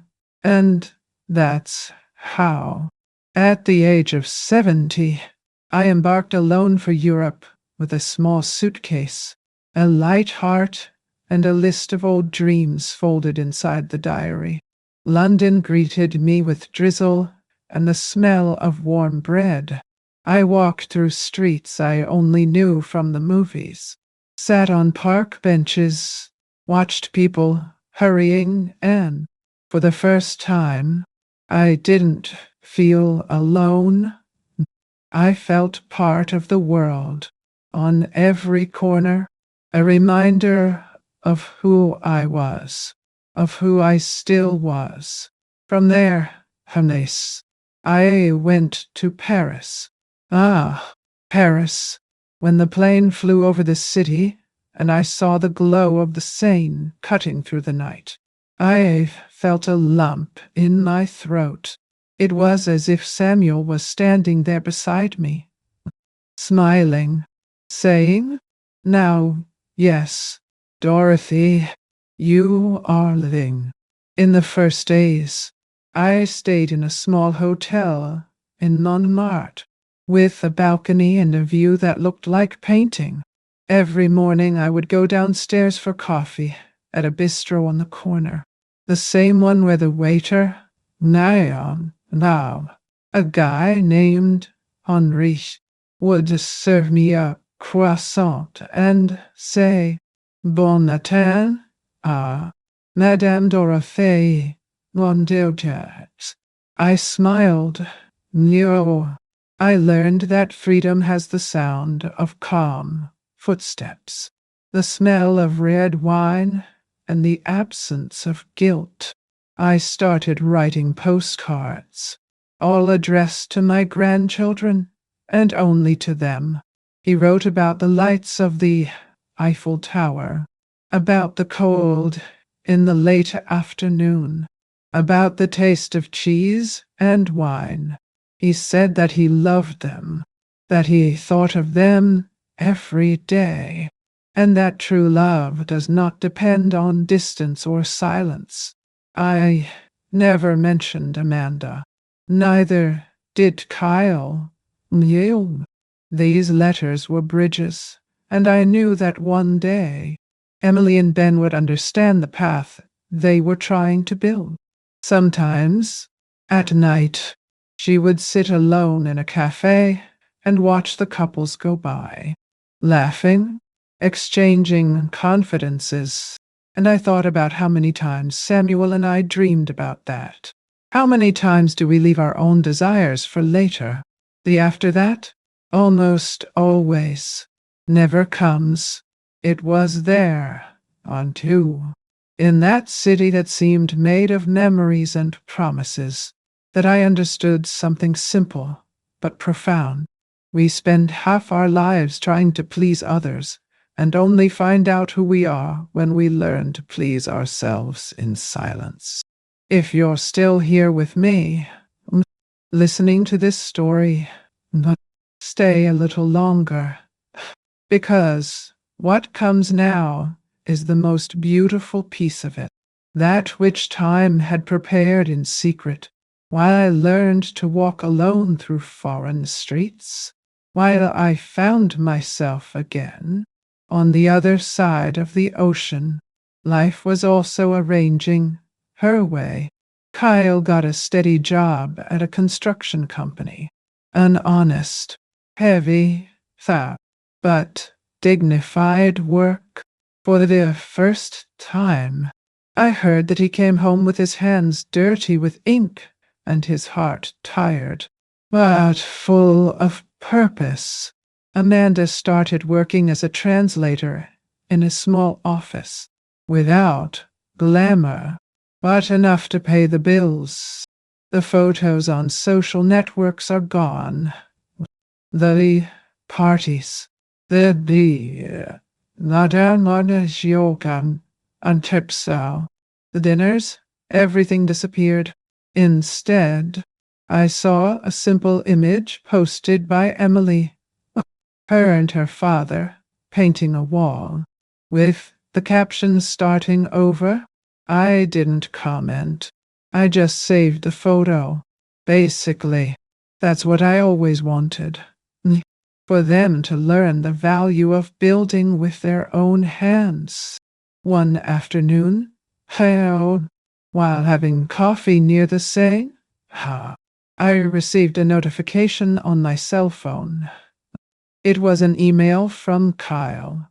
The subject just said, sorry, welcome. I opened slowly. The words were simple but sincere. Now, what, Tom? He said that now he understood what I wanted to do, that I was learning.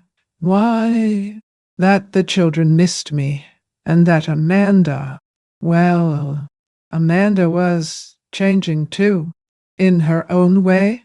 Oh, I cried. I cried not of sadness, but of relief, because the justice that comes from time is silent. But sure, I wrote a short answer. Am glad you're okay.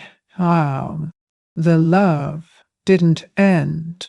He just learned to breathe at a different pace. After that, I stared at the river for long minutes. The waters passed calmly. No, it wasn't ice after the view, reflecting the brightness of the city lights. I thought that maybe love was just that, a current that changes shape but never stops following. And there you come, between a sip of wine and the distant sound of an accordion, I felt Samuel with me once more, as if to say, now, Dorothy, then, you understand what freedom is, but little did I know that, even so far away, fate still had one last lap in store. A letter was on its way to Paris, and what was inside it would make my heart race in a way that even time couldn't predict. Do you believe that sometimes the past finds us even when we swear we have left it behind? Well, that's exactly what happened to me.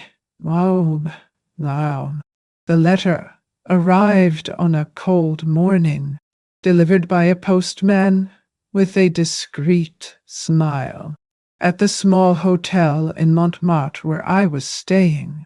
The envelope was simple, cream-colored, with no visible sender. The name Dorothy Mae Jenkins was written in Kyle's handwriting, a handwriting I would recognize even with my eyes closed, because it was the same one I saw so many times in childhood notes, scribbling "I love you, Mommy," in colored pencils. I sat on the bed, held the envelope in my hands, and stared at it for a while, as if staring at a mirror from the past. Then I opened it carefully, feeling the sound of the paper tear through the silence. Inside, there were 2 leaves. It began, one saw, old Tartan. Mom, I don't know if I deserve to read this, but I have to say it. He said that he now worked at a construction company in Savannah, that the work was heavy, but dignified. Now, he said that he had rented a small apartment in a simple neighborhood, much to come, and an annoyed house, and that, for the first time, the children had seen him come home, really tired, and smile anyway. You were right, Mom. I had to lose everything to understand what it is to have something for real. Amanda and I no longer live as we used to. We fight less, talk more. Yes, and the children are fine. Emily is in public school and says she wants to study architecture. Ben wants to be an engineer, just like his grandfather would. They speak of you with nostalgia, but also with respect. And I, for the first time, I feel like I'm a real man now. I read slowly, no, savoring each word as if feeling the sun warming the skin after a winter that was too long. In the end, ah, he wrote, I know I made a mistake, Mom, and am not asking you to talk to me again. I just want you to know that I understand, that I learned, and that, not one day, Al, I hope to be able to look you in the eye without shame. I closed the letter and put it on my chest. I stood there, I stood there, taking a deep breath, listening to the distant noise of the street, the clinking of cups in the corner cafe, and I thought, now, time, my old ally, finally did what I could never do with words. A few days later, I received a second letter. This time, the envelope was lavender colored, and the sender was signed Amanda Jenkins. I confess that I hesitated to open it, but the weight of the envelope was light, and something told me that, perhaps, this was the letter she never had the courage to write while she could still look me in the eye. You won't believe that I was the one who wrote it, but I am learning to see myself without the mirror of others. And what I see is not pretty, but it is real. I discovered that I don't know how to cook without help. I don't know how to pay bills without despair. I don't know how to smile without wanting to taste something. I depended on everything that came from you, and I thought it was deserving. Today I realized that it was just ego. I hurt you because I confused pride with strength, and I only realized it when I needed to be really strong. I never thought I depended so much on someone to live. Today I understand how much I hurt you. Her words had no flourish, no rehearsed excuses. They were naked, wow, almost fragile.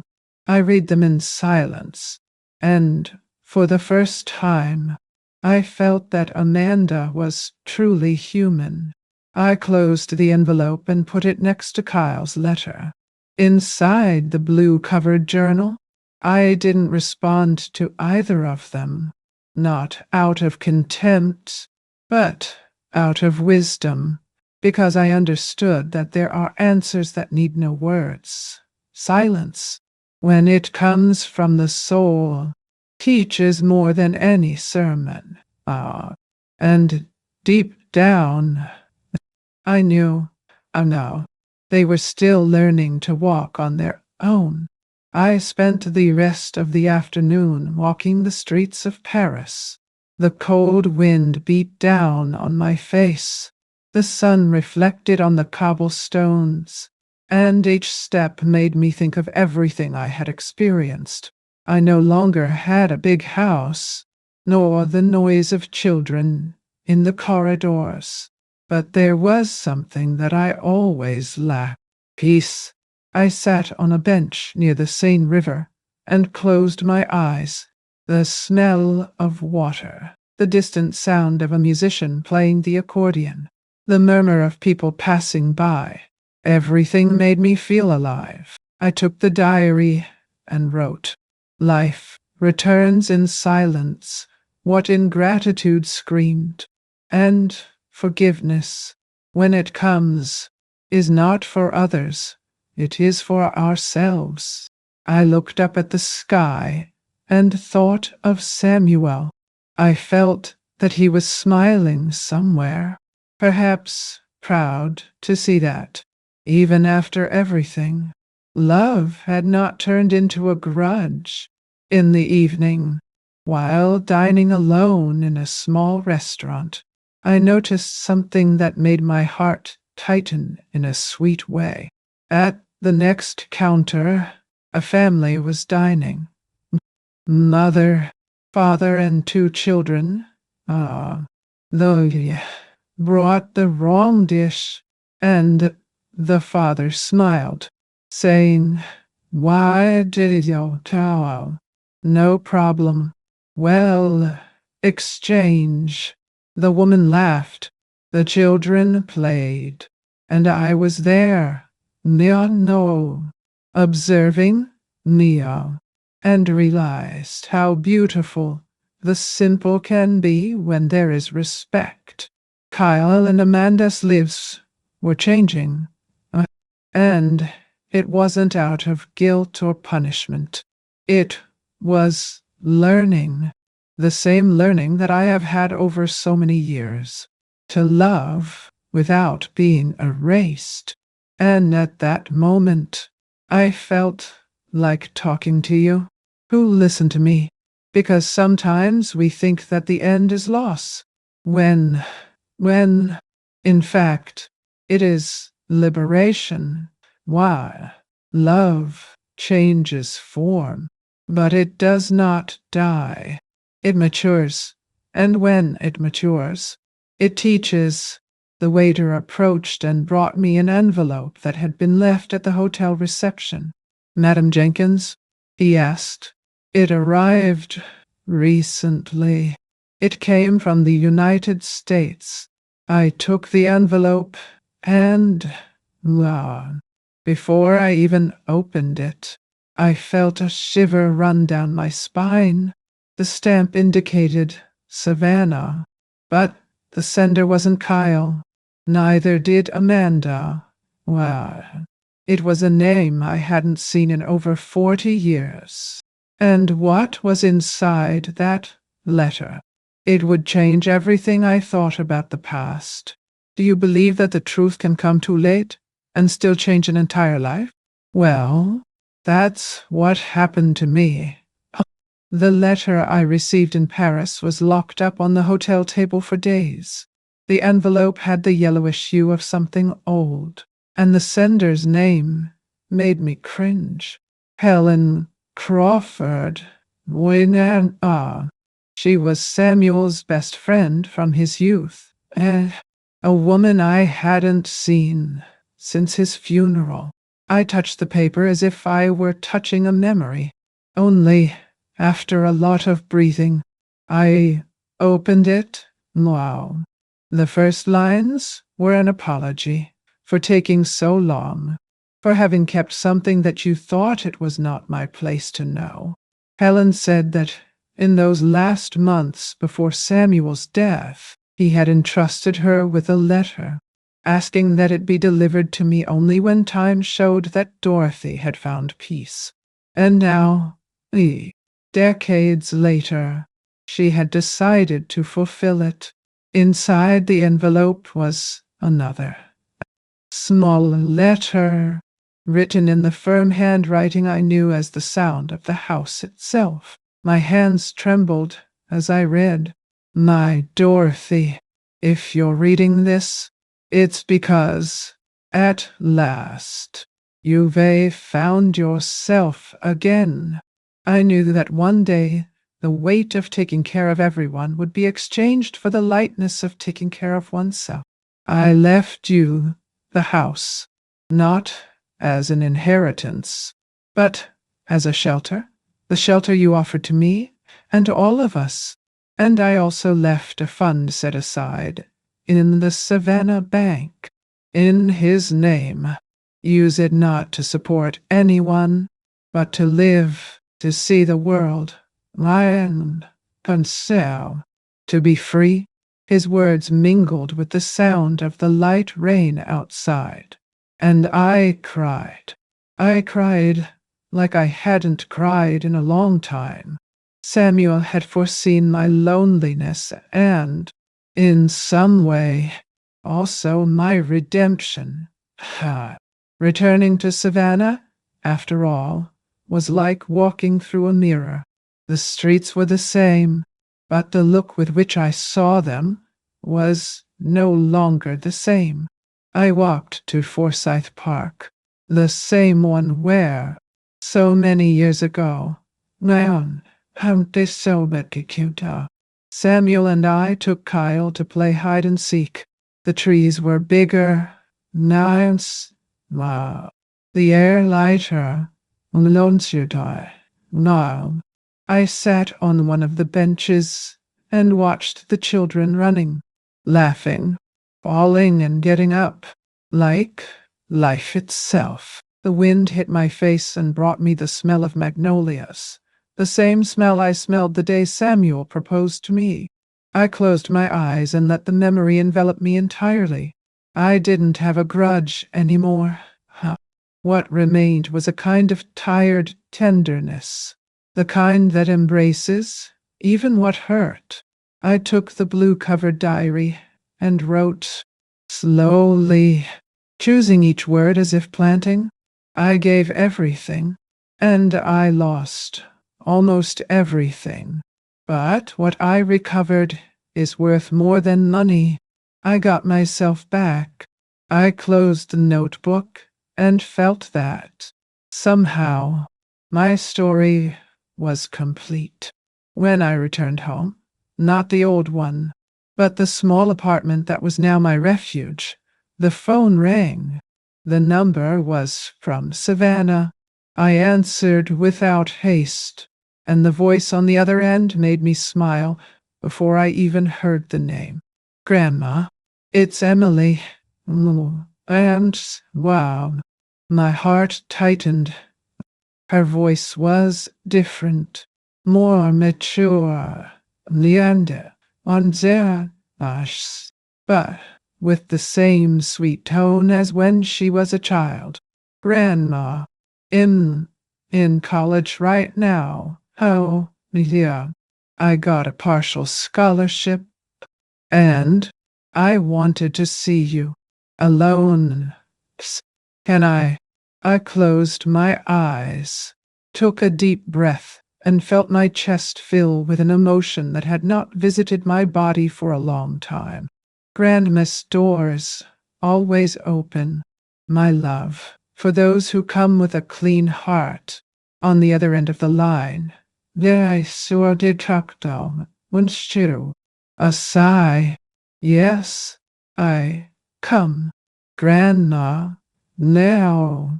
I want to tell you a few things. Things I saw. Things I understood. We were silent for a few seconds, and I could swear I heard a suppressed sob. I love you, she said. And my child, I love you too, my girl.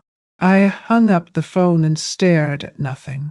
With a calm smile, life has a curious way of adjusting itself when we stop trying to command it.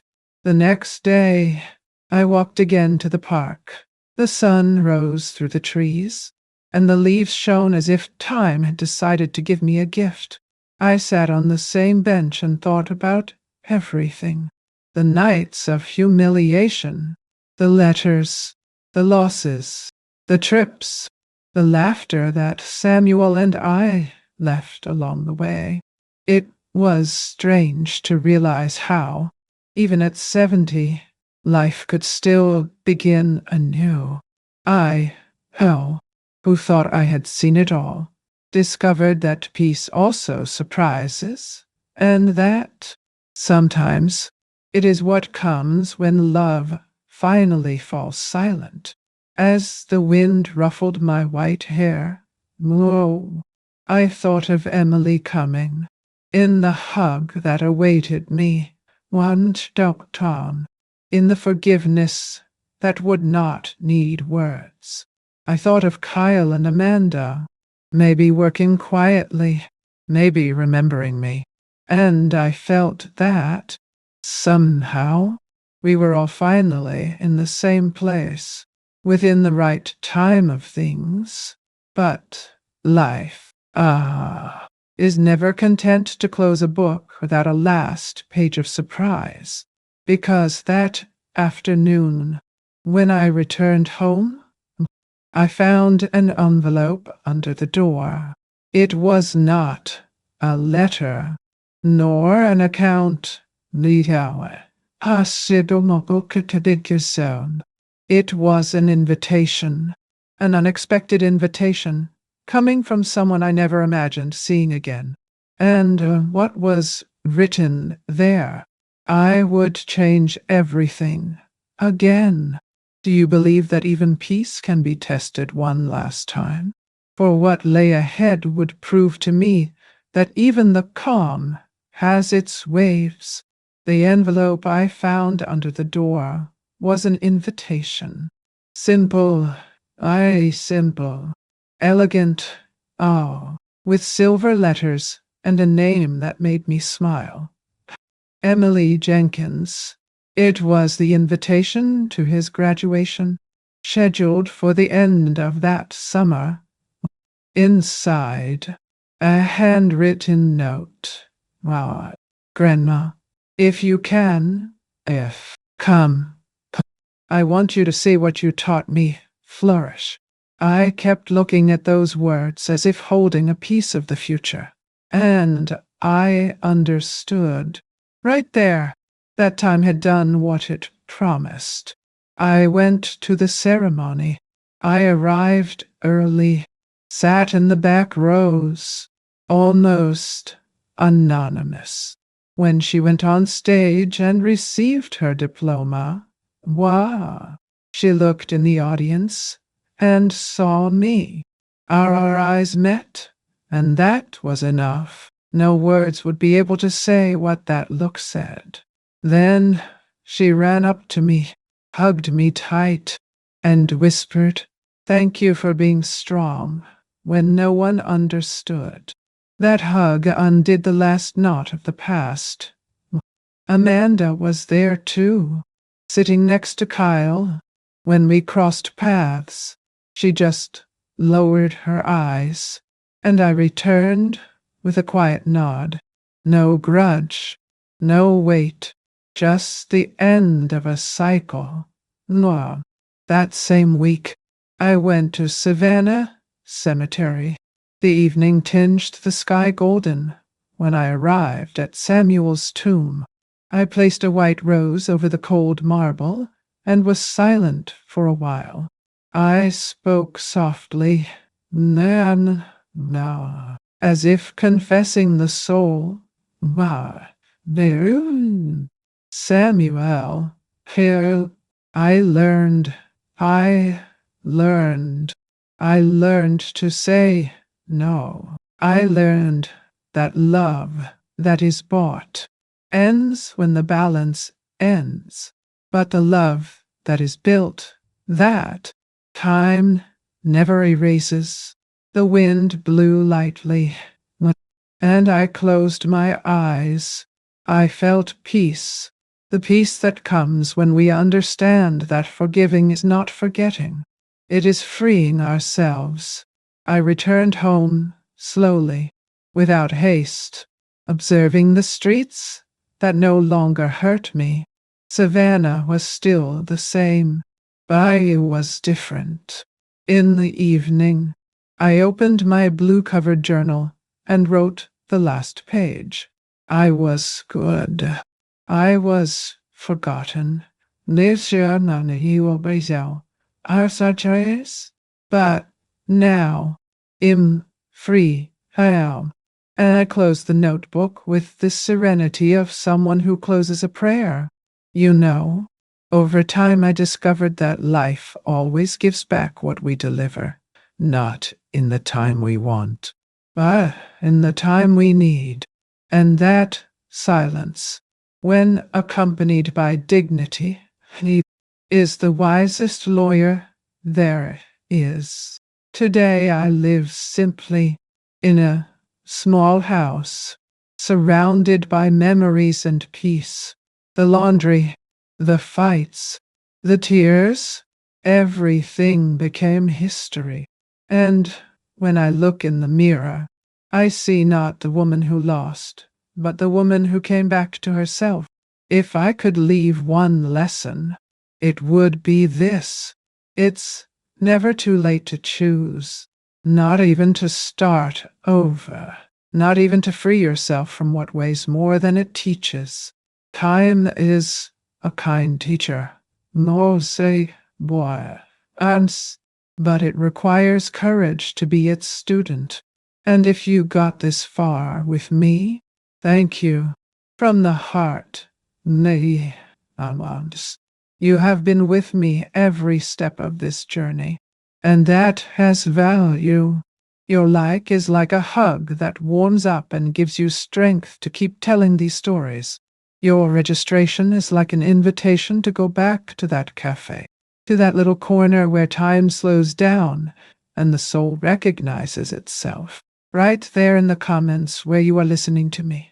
I want to know from which corner of the world this voice came to you, and it activates the bell. Go down and Hakan, so you don't lose it when the coffee is ironed again. Don't go away yet.